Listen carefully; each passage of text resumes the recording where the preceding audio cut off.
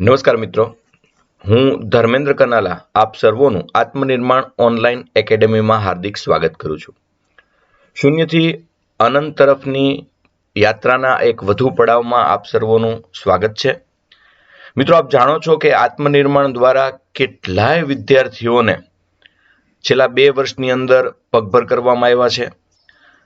તમામ પ્રકારની સ્પર્ધાત્મક પરીક્ષા માટે આત્મનિર્માણે બનાવેલા વિડીયોઝ અત્યાર સુધીની તમામ એપ્સમાં સર્વશ્રેષ્ઠ સાબિત થયા છે. આજે કેટલાય લોકો છે એ આત્મનિર્માણના કારણે પગભર થયા છે અને એ લોકો આત્મનિર્માણનો ખૂબ ખૂબ આભાર માને છે. ત્યારે અમને એવું લાગે છે કે અમે જે આ મહેનત કરીએ છીએ એ એળે નથી જતી. એ મહેનત છે એના ફળ અમને પ્રાપ્ત થઈ રહ્યા છે અને એના ફળ આપને પણ પ્રાપ્ત થઈ રહ્યા છે. તો વિદ્યાર્થીઓની ઘણા સમયથી એક ડિમાન્ડ એવી પણ હતી કે ગુજરાતના વિદ્યાર્થીઓને ક્લાસ 2ની અંદર સફળતા મળે એ માટે જીપીએસસીની પરીક્ષામાં જે અંગ્રેજી વિષય આવે છે એની કોઈ વિડીયો લેક્ચર સિરીઝ બનાવવામાં આવે તો વિદ્યાર્થીઓને ખૂબ ફાયદો થાય. આમ તો ક્યાંક ક્યાંક યુટ્યુબ ઉપર ને ક્યાંક ક્યાંક કોઈક એપ ઉપર છૂટક પૂટક માહિતીઓ તો મૂકવામાં આવી છે, પણ એક આખી વિડીયો લેક્ચર સિરીઝ, નિબંધ કેમ લખવો, પત્ર કેમ લખવો, રિપોર્ટ કેમ લખવો, એનું ગ્રામર કેવી રીતે સોલ્વ કરવું, રોકડિયા માર્ક્સ કેમ છે મેળવી લેવા, આ બધાની પરફેક્ટ માહિતી આપતી લેક્ચર સિરીઝ એ ક્યાંય જોવા નહોતી મળતી. એટલે આત્મનિર્માણને એવું થયું કે આની એક સરસ મજાની લેક્ચર સિરીઝ બનાવીએ. તો આપની સમક્ષ એ લેક્ચર સિરીઝ અમે પ્રસ્તુત કરી રહ્યા છીએ. આ લેક્ચર સિરીઝ 2 રીતે કામ કરી રહી છે. એક તો બધા જ ટોપિકને આવરી લેતી સમજણની વિડીયો લેક્ચર સિરીઝ આપની સમક્ષ પ્રસ્તુત કરી રહ્યા છીએ. એમાં એક એક મુદ્દા વાઇઝ આપણે ચાલીશું. એટલે દાખલા તરીકે આ લેક્ચર છે એ સંપૂર્ણપણે નિબંધનો રહેશે. ત્યારબાદ આપણે પત્રનો એક લેક્ચર બનાવીશું. આ રીતે આપણી આખી લેક્ચર સિરીઝ કામ કરશે.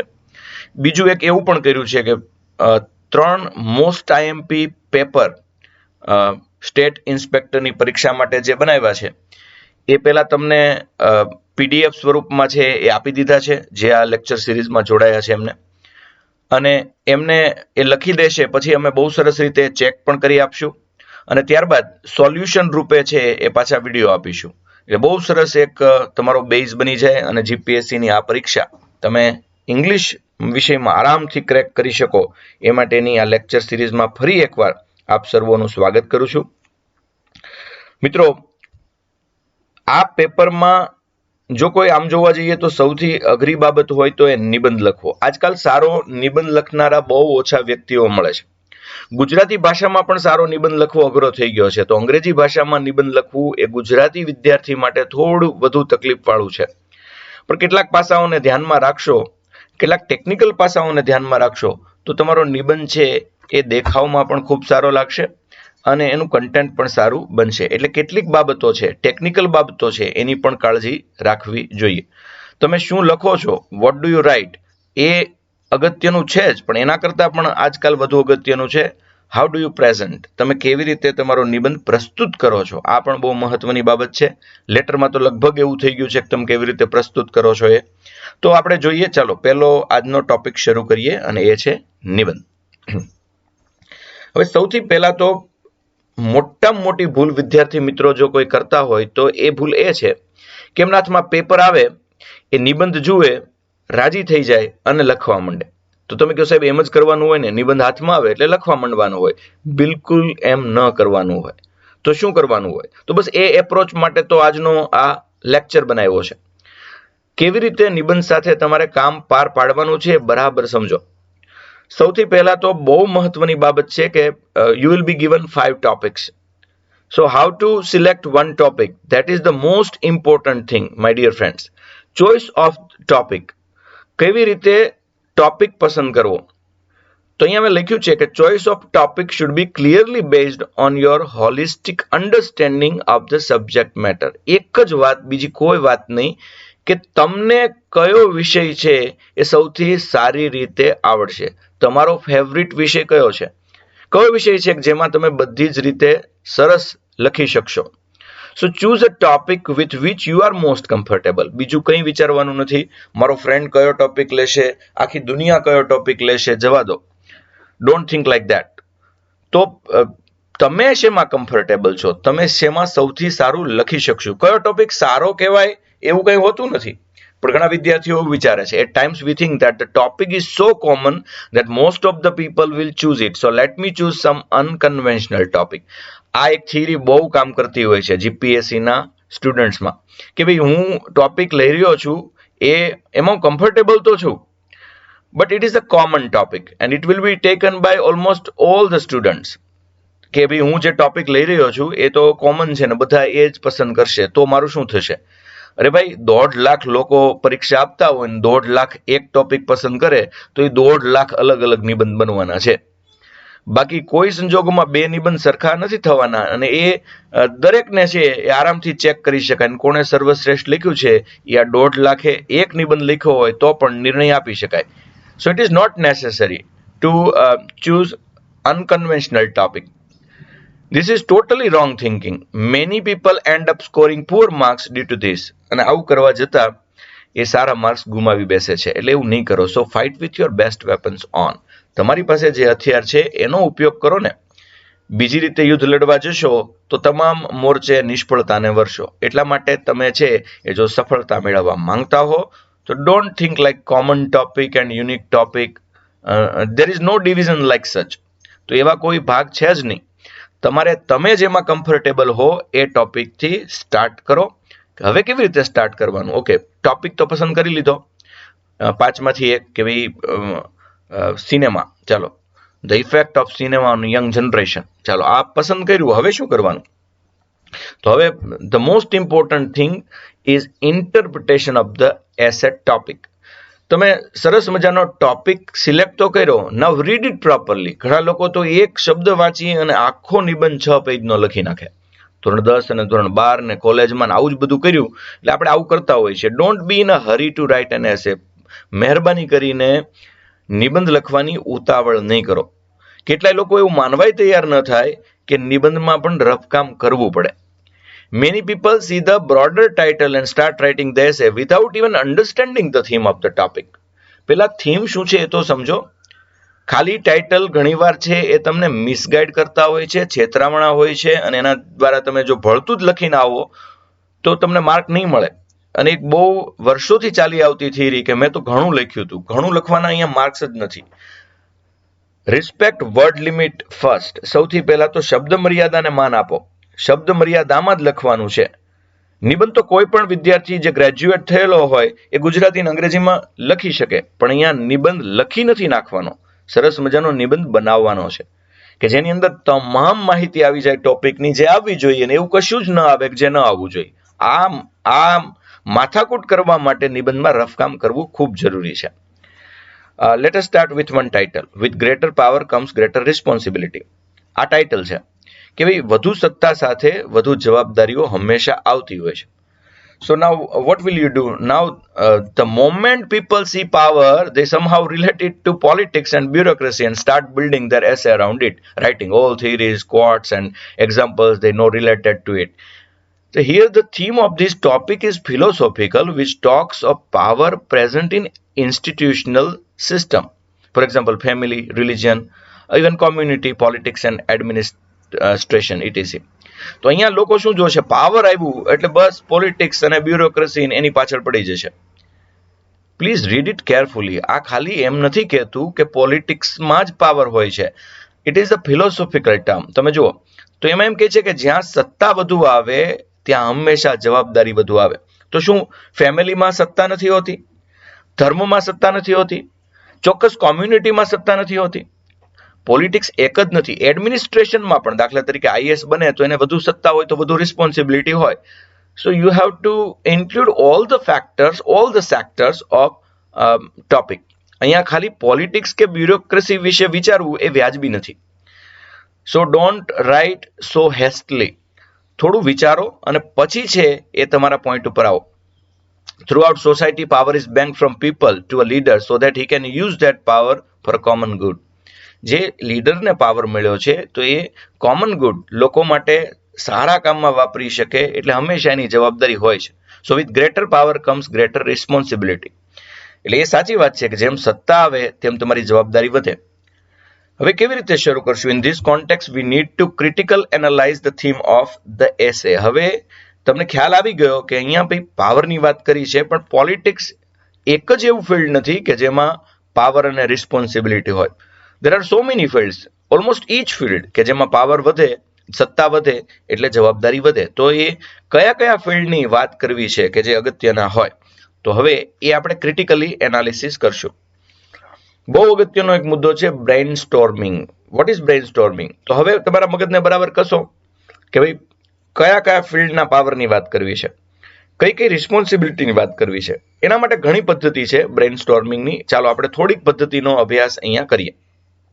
After selection of the topic V need two brain storm two gate further material that we can write in essay. There are various things and various ways to brainstorm. તમારા મગજને કસવાના અલગ અલગ પ્રકારના કિમિયાઓ છે. ચાલો એ બધા જ કિમિયાઓની એક પછી એક ચર્ચા કરીએ. બ્રેઇન સ્ટોર્મિંગ શું? એટલે હવે બરાબર મગજને ઘુમાવવાનું છે. પહેલા શું પસંદ કર્યું? તો કે ભાઈ ટોપિક પસંદ કર્યો. ટોપિક પસંદ કર્યા બાદ ટોપિકને બરાબર સમજ્યા. હવે સમજ્યા બાદ શું કરશું? તો કે એની 4-5 મેથડ છે. એક તો keywords. Break the topic and look for keywords to tinker upon. Example, with greater power comes greater responsibility. We know power and responsibility are keywords. Now you can brainstorm around keywords. હવે તમારે બે શબ્દોને પકડી રાખવાના છે. આ topic તમે વાંચો, આ થીમ તમે વાંચી એટલે તમને ખ્યાલ આવી ગયો કે અહીંયા બે શબ્દો બહુ અગત્યના છે. One is power and second one is responsibility. હવે એની આજુબાજુ તમારું આખું માળખું તૈયાર કરવાનું શરૂ કરો. પાવર એટલે ક્યાં ક્યાં પાવરની વાત છે? તો અહીંયા થોડી વાર પહેલા જ મેં કીધું, દાખલા તરીકે ફેમિલી. બાપુજીને સૌથી વધુ સત્તા છે, પણ બાપુજીની સૌથી વધુ જવાબદારી પણ છે. વડાપ્રધાનને સૌથી વધુ સત્તા છે, તો વડાપ્રધાનની સૌથી વધુ જવાબદારી પણ છે. થોડો ભાવ વધારો થશે એટલે તમે પાછા એમને ભાંડવા પણ મળશો, અને એક જગ્યાએ ભારત છે એનું પ્રદર્શન સારું થશે એટલે તમે વખાણ કરવા મળશો. એટલે પાવર હોય ત્યાં રિસ્પોન્સિબિલિટી હોય જ. તો આ પ્રકારના એક્ઝામ્પલ લ્યો. આ પ્રકારનો નિબંધ હવે ધીરે ધીરે તમારા મગજમાં છૂટો પડવા મળશે. With great power comes greater responsibility. એના બે શબ્દો પકડ્યા. હવે એ બે શબ્દોની આજુબાજુ માળખું તૈયાર કરો. હવે માળખું તૈયાર કરવા માટે શેનો સહારો લેવો? દાખલા તરીકે વાંસનું ઘર બનાવવું હોય તો તમે પહેલા વાંસનો બેઝ બનાવો છો. નવરાત્રીમાં તમારે સરસ મજાની માતાજીની મૂર્તિ બનાવવી હોય પ્લાસ્ટર ઓફ પેરિસમાંથી, તો પહેલા ખડ અને કુવળનું એનું પેલા માળખું એક તૈયાર કરો છો. ઇવન તમે એટીડીઓ કરેલું હોય તો સીધી તમે હ્યુમન ફિગર નથી દોરતા, એનું પણ પહેલા એક માળખું તૈયાર છે એ કરો છો. તો એમ નિબંધનું પણ તમારે માળખું તૈયાર કરવાનું છે. આ માળખું એટલે શું? તો કે 2-4 રીતે તમે માળખું તૈયાર કરી શકો. The first one is like this: past, present and future. Another way to think upon to get points related to the topic. Power અને રિસ્પોન્સિબિલિટીને પાસ્ટ, પ્રેઝન્ટ અને ફ્યુચરના દ્રષ્ટિકોણથી વિચારો. એ કેમ કરવું? તો ફોર એક્ઝામ્પલ, પેલા પાવર અને રિસ્પોન્સિબિલિટી કઈ રીતે રહેતા? તો પેલા માણસ પાસે સત્તા હોય કે નહીં, માણસ પોતાની રિસ્પોન્સિબિલિટી છે એ સ્વીકારતો હતો. પાસ્ટમાં એવું હતું કે મોટા ભાગના નેતાઓ, મોટા ભાગના વ્યક્તિઓ, દે વર લિવિંગ વેલ્યુ બેઝડ લાઈફ, એટલે એ રિસ્પોન્સિબિલિટી આપોઆપ આવી જતી હતી. અત્યારે એવું થયું છે કે બધા આગળ સત્તા છે, but they are behaving like irresponsible, અને એ આપણી મોટી સમસ્યા છે. ફ્યુચરમાં હવે શું થશે અથવા ફ્યુચરમાં શું કરવું જોઈએ કે જેથી કરીને પાવર અને રિસ્પોન્સિબિલિટી સાથે ચાલે, અને સાથે કેમ ચાલવા જોઈએ, અને એ કેમ જરૂરી છે. જો પાવર અને રિસ્પોન્સિબિલિટી સાથે નહીં ચાલે તો આપણું એક આખું માળખું કેવી રીતે તૂટી જાય છે, આ બધી ચર્ચાઓ તમારે સરસ રીતે કરવાની છે. એક બીજી ટેકનિક છે, that is called SPECLIH technique. જરૂરી નથી કે આ બધા જ મુદ્દામાં તમે પડો, એટલે કે SPECLIH બધામાં પડવું જરૂરી નથી. તમને ખ્યાલ હોય એટલામાં જ પડવું. હવે એ શું કહે છે? તો અહીંયા તમે વિષયને છે એ ભૂતકાળ, વર્તમાનકાળ અને ભવિષ્યકાળના સંદર્ભમાં વિચારો. જ્યારે અહીંયા શું કરશો? તો અહીંયા સૌ પહેલા સોશિયલ, સામાજિક સ્તરે છે એ વિચારો. ત્યારબાદ પોલિટિકલ એટલે કે રાજકીય સ્તરે વિચારો, ઇકોનોમિક આર્થિક સ્તરે વિચારો, કલ્ચરલ સાંસ્કૃતિક સ્તરે વિચારો, લીગલ કાયદાકીય રીતે વિચારો, ઇન્ટરનેશનલ વૈશ્વિક સ્તરે વિચારો, હ્યુમનિસ્ટિક પર્સપેક્ટિવ માનવી દ્રષ્ટિકોણથી વિચારો. You can make your own acronym and add more dimension to think form. આ ઉપર જે પ્રથમ અક્ષર લઈને નાનકડું એવું સૂત્ર જેવું બનાવ્યું છે, એવું તમે પણ તમારું કંઈક સૂત્ર બનાવી શકો, અને હજી તમને એવું લાગતું હોય કે આના કરતાં વધુ ડાયમેન્શન્સ એડ કરવા છે તો એડ કરી શકો. પણ લેન્થનું ખાસ ખ્યાલ રાખજો મિત્રો. Word limit should be respected. સૌથી પહેલા શબ્દ મર્યાદા. એવું કંઈ વધુ લખવું જ ન જોઈએ કે જે નિબંધનો મેદ વધારે અને ચકાસનાર છે એનો ઇન્ટરેસ્ટ ગુમાવી દે અથવા તમારી નિબંધ પરથી પકડ છૂટી જાય. એકવાર નિબંધ પરથી પકડ છૂટી પછી તમે થોડી વાર કદાચ વિષય ઉપર પાછા આવી જશો, પણ એ વચ્ચેનો ભાગ જે લખાઈ ગયો એ લખાઈ ગયો, અને અહીંયા જ 5-7-10 મિનિટમાં તમારું આખું ભવિષ્ય છે એનું નિર્માણ થતું હોય છે. અને ત્યારે તમે જો આવી ભૂલ કરી બેસો તો it will be dangerous for your selection. તો એ ખાસ કાળજી લ્યો કે આડાવડું કંઈ નહીં લખાઈ જાય. તમને એમ લાગતું હોય કે આમાંથી એકાદા પોઈન્ટમાં તમે ક્લિયર નથી, તો એના બદલે તમે જેમાં ક્લિયર હોય એવો પોઈન્ટ ઉમેરી શકો. હવે આમાં પાવર અને રિસ્પોન્સિબિલિટીને પહેલા સોશિયલ ટર્મમાં વિચારો કે આપણા સમાજમાં એવી કઈ કઈ વ્યવસ્થા છે કે જેની પાસે સત્તા હોય. તો સમાજમાં દાખલા તરીકે સંબંધોમાં, સોસાયટીમાં, આ ઉપરાંત સામાજિક બાબતોમાં, દાખલા તરીકે તમે એક જગ્યાએ સમૂહ લગ્ન કરતા હો તો એ સમૂહ લગ્ન પણ એક સમિતિ હશે અને એમાં પણ કેટલાક લોકોની સત્તા હશે કે જે આ બધું સંભાળતા હોય, અને સંભાળતા હોય એને જ આપણે સૌથી વધુ હેરાન કરતા હોઈએ છીએ. એના વિશે ટીકા ટિપ્પણીઓ થતી હોય છે, એટલે એની રિસ્પોન્સિબિલિટી છે અને એ લોકોએ સ્વીકારેલી છે. આ જ પરસ્પેક્ટિવને હવે પોલિટિકલ બાબતથી વિચારીએ તો મેં તમને હમણાં જ કહ્યું એમ પોલિટિકલ જે સૌથી વધુ પાવરફુલ હોય તો એની રિસ્પોન્સિબિલિટી રહેશે. આ રીતે ઇકોનોમિક રીતે વિચારો, આર્થિક બાબત, કલ્ચરલ, સાંસ્કૃતિક રીતે બધી જ રીતે વિચારી જુઓ, જે રીતે વિચારી શકાતું હોય એ રીતે વિચારી જુઓ. Now, what to brainstorm? You can look for quotes, example, events, illustrates, case studies, government initiative, and facts and figures. So anything that can make the essay more informative and interesting. હવે તો કે હવે શરૂઆત કરવી છે તો સુંદર મજાનું એક ક્યાંકથી ક્વોટ લઈ આવો, સુંદર મજાનું એક એક્ઝામ્પલ લઈ આવો, સુંદર મજાનું એક ઇવેન્ટ લઈ આવો, કંઈક ઇલ્યુસ્ટ્રેશન કરો, કોઈ કેસ સ્ટડી કરો, ગવર્મેન્ટ ઇનિશિયેટિવ. તમારી આગળ કોઈનું સરસ મજાનું બોલાયેલું સુવાક્ય હોય તો power doesn't come alone, it will always enter in the form of responsibility. આવું તમે જાતે પણ સરસ મજાનું કંઈક નાનકડું બનાવી શકો જે કોટેશન જેવું લાગે, અથવા કોઈનું કોટ તમને યાદ હોય તો એ મૂકો. એક સરસ મજાનું એક્ઝામ્પલ છે એ દર્શાવો. દાખલા તરીકે ભારતના વડાપ્રધાન કંઈ પણ કરે છે તો એ પ્રશંસાને પાત્ર બને છે. એ ભારતના વડાપ્રધાનને બહુ સત્તા મળી છે, પણ સાથોસાથ એને કેટલી રિસ્પોન્સિબિલિટી પણ મળી છે. કોઈ ઇવેન્ટની ચર્ચા છે કરો, કોઈ ઘટનાની ચર્ચા છે એ કરો. For example you can cite the example of the film Nayak. તો એમાં એક દિવસની સત્તા મળે છે, પણ એ કેટલી બધી રિસ્પોન્સિબિલિટી સ્વીકારીને અનિલ કપૂર ચાલે છે. તો આ બધું જ છે ગવર્મેન્ટ ઇનિશિયેટિવ જે હોય, ગવર્મેન્ટ એની વાત કરો. ફેક્ટ્સ ફિગર્સ તમારી આગળ આંકડા હોય, પણ આંકડા સાચા હોય તો જ મૂકજો, નહીં તો આંકડા મૂકવાથી બચજો જો નો ખ્યાલ હોય તો. So anything that can make the essay more informative and interesting. અહીંયા બે શબ્દો ખાસ મિત્રો નોંધજો, ઇન્ફોર્મેટિવ બટ ઇન્ટરેસ્ટિંગ. તો એ લોકો તમને કેટલી ઇન્ફોર્મેશન તમારી પાસે છે એ ચેક કરવા નથી બેઠા. એટલે તમારો નિબંધ છે it should not be thoroughly informative, કારણ કે એમને માહિતી તો બધી છે જ. It should be interesting, it should be editing. એટલે મતલબ એક પેરેગ્રાફમાંથી બીજા પેરેગ્રાફમાં જાઓ છો તો એ માખણમાં છરી ચાલી જતી હોય એમ જ જવું પડે. બધાને એકબીજા સાથે it should B inter linked, connected હોવા જોઈએ. એ ખાસ પેરેગ્રાફને માનો કે કોઈ પોઈન્ટને પેરેગ્રાફને તમે નામ આપો છો, ટાઇટલ આપો છો મુદ્દાને, તો પછી પેરેગ્રાફની અંદર એ મુદ્દાની જે મેઇન લાઈન હોય એને લગતું જ મટીરિયલ, સાહિત્ય આવવું જોઈએ. એટલે આમ તો એસેમાં સૌથી વધુ શું ચકાસે છે કે પૂરતી ઇન્ફોર્મેશન સાથે વ્યક્તિનું પોતાનું વિઝન છે કે નહીં, ઓરિજિનાલિટી છે કે નહીં. આ બે વસ્તુ ચકાસે છે. ખાલી માહિતીનો રસથાળ તમને સારા માર્ક્સ નહીં અપાવે, કારણ કે માહિતી તો બધા આગળ હોય તો પછી બધાનો નિબંધ સરખો જ થઈ જાય, કારણ કે ફેક્ટ્સ ને ફિગર્સ તો સરખા જ રહેવાના. કોટેશન તો જે વિદ્વાનો કહીને ગયા છે એક કહીને ગયા છે, તમે તમારું શું આપ્યું, that is the most important. હવે સ્ટ્રક્ચરિંગ ધ એસે કેવી રીતે, હવે બસ સ્ટ્રક્ચર બનાવવાનું શરૂ કરવાનું. આટલું વિચાર્યા બાદ information is one thing, but how to put that information in a structured and systematic way is very important. ઘણા આગળ માહિતી એટલી બધી ભેગી થાય કે પછી ઠાંસીને માહિતી ભરી દે અને એમાં આગળ પાછળ કશું એડિટિંગ ન હોય. એવો નિબંધ એવો જ લાગે છે કે તમે સારામાં સારા 32 ભાતના ભોજનને 33 જાતના પકવાન બનાવ્યા, પણ પછી પીરસતી વખતે એટલો બધો ગોટાળો કર્યો કે 2 વસ્તુ ન આવી, 3 વસ્તુ, એકની એક વસ્તુ 3-4 વાર આવી ગઈ, 2-4 વસ્તુ એવી છૂંદાઈ ગઈ કે મૂળ વાનગી શું છે ખબર ન પડે. તો ઘણા નિબંધની આ દશા કરતા હોય છે.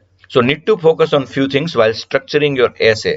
હવે હાઉ ટુ પ્રેઝન્ટનો સવાલ આવે છે. આઈડિયાઝ આવી ગયા, બ્રેનસ્ટોર્મ થઈ ગયું, હવે એને કયા ફોર્મેટમાં મૂકવા એ બહુ અગત્યનું છે. દાખલા તરીકે એક કલ્પના કરો કે તમારે બોર પીરસવાના છે, બોર, ચણી બોર.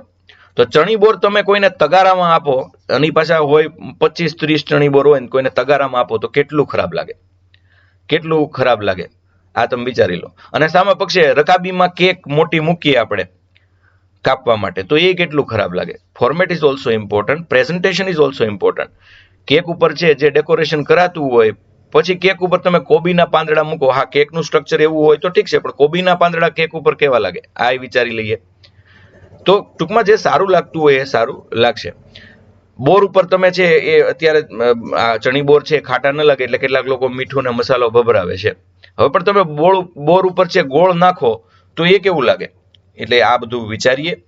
Outline, create an outline of essay. How will your essay proceed?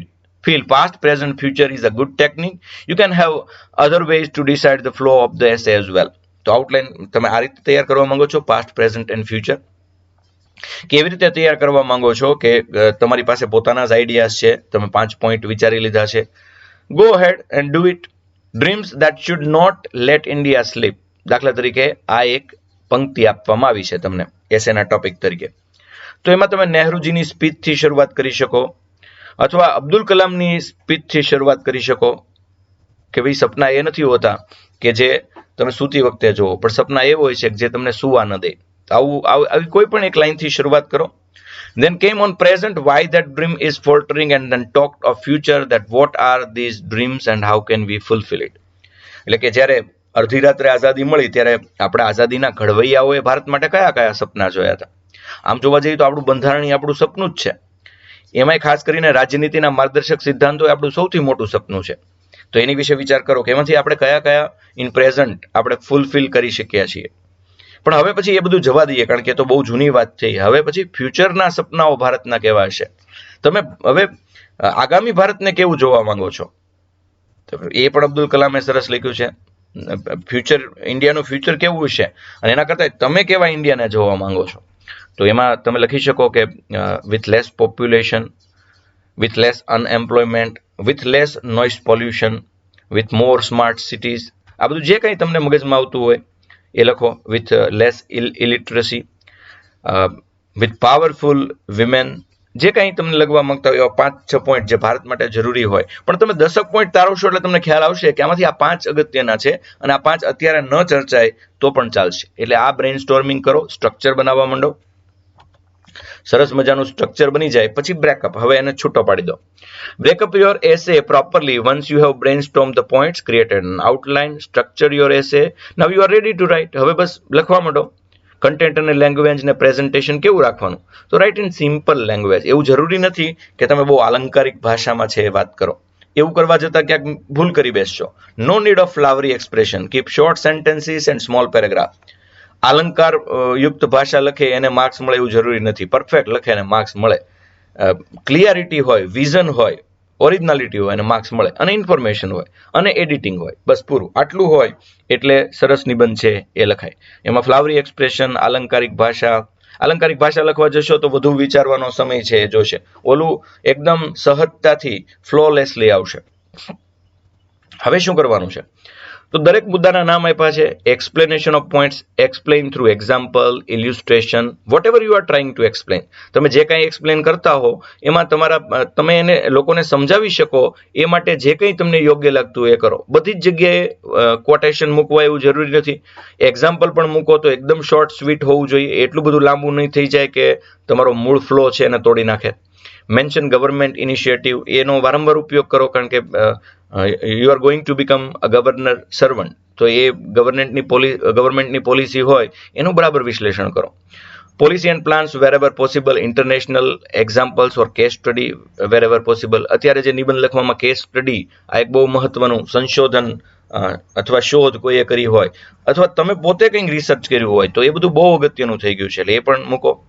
Focus of essay. Throughout the essay, the theme should be reflected and flow should be mentioned from beginning to end. આ બહુ મહત્વની વસ્તુ છે.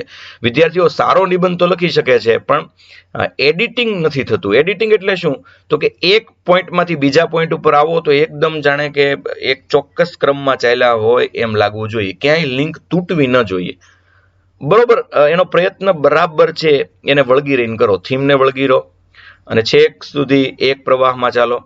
દરેક પેરેગ્રાફને ભલે તમે કોઈ પણ મુદ્દો આપો પણ એક પેરેગ્રાફ સાથે બીજો પેરેગ્રાફ કોઈ પણ રીતે છેલ્લી લીટીથી લિંક કરો.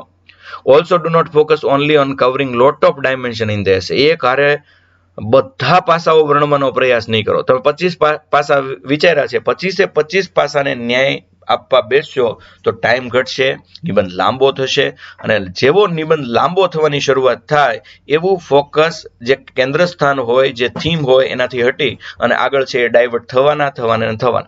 In this race we lose the flow of essay. આવું કરવા જતાં ફ્લો છે એ જતો રહેશે. More than knowledge, essay should reflect your vision and ideas. એ લોકો તમને છાપાનું કેટલું જ્ઞાન છે, તમે કેટલું વાંચ્યું છે એની કરતાં તમારી પાસે શું વિઝન છે. એક પુસ્તક 50 જણા વાંચે પણ 50 જણા જે ગ્રહણ કરે છે અને પછી એનું જે વિઝન બને છે, એના જે આઈડિયાઝ બને છે, they are more important then knowledge. તો એ વસ્તુ આવવી જોઈએ. Introduction. Your introduction should clearly lay down what the essay will initial, giving a brief idea to the reader. હવે તમારું ઇન્ટ્રોડક્શન છે ને એ તમારું પ્રવેશ દ્વાર છે. એમાં રીડર જ્યારે પ્રવેશે છે ત્યારે રીડરને ખ્યાલ આવી જાય છે કે આપણે કોના મકાનમાં જઈ રહ્યા છીએ, ક્યાં મકાનમાં જઈ રહ્યા છીએ, આમાં શું મળશે. એટલે તમારું ઇન્ટ્રોડક્શન એટલું સરસ હોવું જોઈએ કે રીડર અંદર પ્રવેશે એટલે એને ખ્યાલ આવે કે અંદર અમને શું મળવાનું છે, અથવા અંદર જવા માટેનું આકર્ષણ પણ થાય એવો પણ પ્રવેશ દ્વાર એટલે કે ઇન્ટ્રોડક્શન હોવું જોઈએ. You can always use a story, small story, એકદમ સ્મોલ સ્ટોરીથી શરૂઆત છે એ કરી શકાય. Quote, fact or abstract way to create a context and then build your introduction over it. બહુ સરસ એક નિબંધ હતો એડ્સ વિશે. તો એડ્સ વિશે શાયરી ન કરી શકાય, પણ એમાં એ પહેલો એડ્સ જેને થયો એ વ્યક્તિનું નામ સાયરસ હતું. તો દોષ કિસકા, સાયરસ કા યા વાયરસ કા, એમ કરીને આ નિબંધ છે એ શરૂ કરવામાં આવે તો એ ઇફેક્ટિવ લાગે છે. આ પ્રકારના સેન્ટેન્સ, જોકે એ આ પ્રકારના પ્રાસ મેળવતા ટાઇટલ ઘણીવાર અમુક જગ્યાએ હોપલેસ પણ લાગે, પણ અહીંયા છે એ સરસ રીતે ફિટ બેઠું છે અને એ નાનું એવું ટાઇટલ છે એ લોકોને મદદ કરશે કે આ વાયરસ વિશે કઈ રીતે વિચારવું. તો આ ઇન્ટ્રોડક્શન તમે સરસ મજાની સ્ટાર્ટ કરી અને ત્યારબાદ નિબંધના ઘણા બધા પ્રકાર છે એની આપણે ચર્ચા કરીએ. પણ એ પહેલા તમારે નિબંધ છે એ કયા કયા પ્રકારો છે એની ચર્ચા કરીએ, પણ નિબંધના કેટલાક અગત્યના પોઈન્ટ પણ પછી આપણે છે એ જોઈએ. મિત્રો આમ જોવા જઈએ તો અગત્યના નિબંધ છે ને એ 4 પ્રકારના ગણવામાં આવ્યા છે.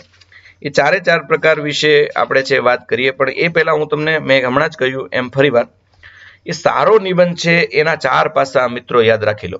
અત્યારે આ પર્સ્યુએસિવ એસે હું તમને સમજાવું એ પહેલા 4 પાસાઓ છે એ યાદ રાખી લો. એક તો યુનિટી હોવી જોઈએ. આખો નિબંધ એક સૂત્રતા, એક વહેણમાં વહેવો જોઈએ.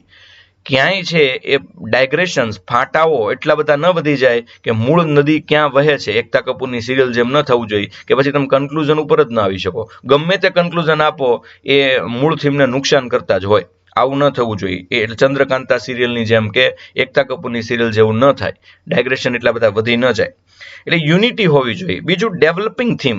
શરૂઆત કરી ત્યાંથી થીમ ધીરે ધીરે ડેવલપ થવી જોઈએ આખી, કે હવે તમે રિસ્પોન્સિબિલિટી, પાવર અને રિસ્પોન્સિબિલિટી એટલે કયા પ્રકારની કહો છો, તો છે રિસ્પોન્સિબિલિટી ઓફ નેશન, દેશની જવાબદારી. કોના માથે? તો યુવાન માથે પણ છે, દરેક વ્યક્તિ માથે છે દેશની જવાબદારી. તો એ આખી વાતને આગળ લઈ જાઓ. કંઈક તમારું વિઝન, કંઈક તમારા નવીન આઈડિયાઝ એ આવે. ઉપરાંત એક ડેફિનેટ પર્પઝ સાથે નિબંધ લખો. તમારે રીડરને શું કહેવું છે, what would you like to present, તમે શું પ્રેઝન્ટ કરવા માંગો છો, ઈચ્છો છો, તો એ તમે સ્પષ્ટ થાઓ. એટલે 3 બાબત, એક યુનિટી, એક ડેવલપિંગ થીમ અને એક ડેફિનેટ પર્પઝ. એ ડેફિનેટ પર્પઝથી જ તમારે હાલવું પડે કે મારો આ હેતુ છે, બસ મારે આ કરવું છે. બીજું, second thing, it should follow a certain ordered line of thought and come to definite conclusion. આ પણ બહુ અગત્યનું છે કે એક ચોક્કસ રીતે ડેવલપ થયા બાદ અંતે એક કન્ક્લુઝન આવવું જોઈએ. રીડર એક નિષ્કર્ષ પર પહોંચવા જોઈએ. જરૂરી નથી કે રીડર્સ અથવા કોમન મેનનો જે અભિપ્રાય હોય, કોમન જે અભિપ્રાય હોય એ જ તમારો અભિપ્રાય હોય. You may put new ideas, you may put new vision, અને એ વિઝન બીજાને ગળે ઉતરે એ પ્રકારે તમારે ચાલવાનું છે. તો રીડરને તમારી સાથે લઈને તમારે ચાલવાના છે, એનો અર્થ એમ છે કે એને એ ડેફિનેટ કન્ક્લુઝન ઉપર તમારે લઈ જવાના છે. The matter the ideas fact should be arrange into an attractive design. આ બહુ મહત્વની વસ્તુ છે. ઘણાનો નિબંધ જોઈએ ને તો જ બહુ એટ્રેક્ટિવ લાગે, અને ઘણાએ બસ એમાં ભરી દીધું હોય, ક્યાંય પેરેગ્રાફ ન પાડ્યા હોય, અને હા એકદમ છેલ્લે નિબંધ પૂરો થાય ત્યાં માંડ એને ફૂલ સ્ટોપ આવ્યું હોય, બાકી ક્યાંય ફૂલ સ્ટોપ જ ન હોય, ઇવન ફૂલ સ્ટોપ સમવેર, તો એવું ક્યાંય હોય નહીં, તો પછી એ નિબંધ ન ગમે. તો એને કેવી રીતે પ્રેઝન્ટ કરો છો? The presentation should be clear, ચોખ્ખું હોવું જોઈએ. લેંગ્વેજ, સેન્ટેન્સ કન્સ્ટ્રક્શન સિમ્પલ, એ સિમ્પલ જ ચાલે. અને સૌથી મહત્વનું ચોથી બાબત, personal feelings and opinions must be there.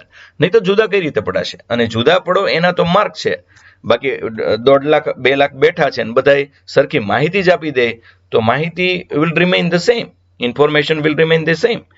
એનું મહત્વ નથી, પણ હાવ યુ પ્રેઝન્ટ એક અને એમાં તમે કઈ રીતે વિચારોના માધ્યમથી જુદા પડો છો, આ બે વસ્તુ બહુ જ અગત્યની છે. અને એટલે બે વસ્તુને વળગીને છે એ ચાલીએ. હવે ચર્ચા કરીએ આપણે જેની વાત કરી રહ્યા હતા અત્યારે, કે ભાઈ નિબંધના 4 અગત્યના પ્રકાર કયા છે.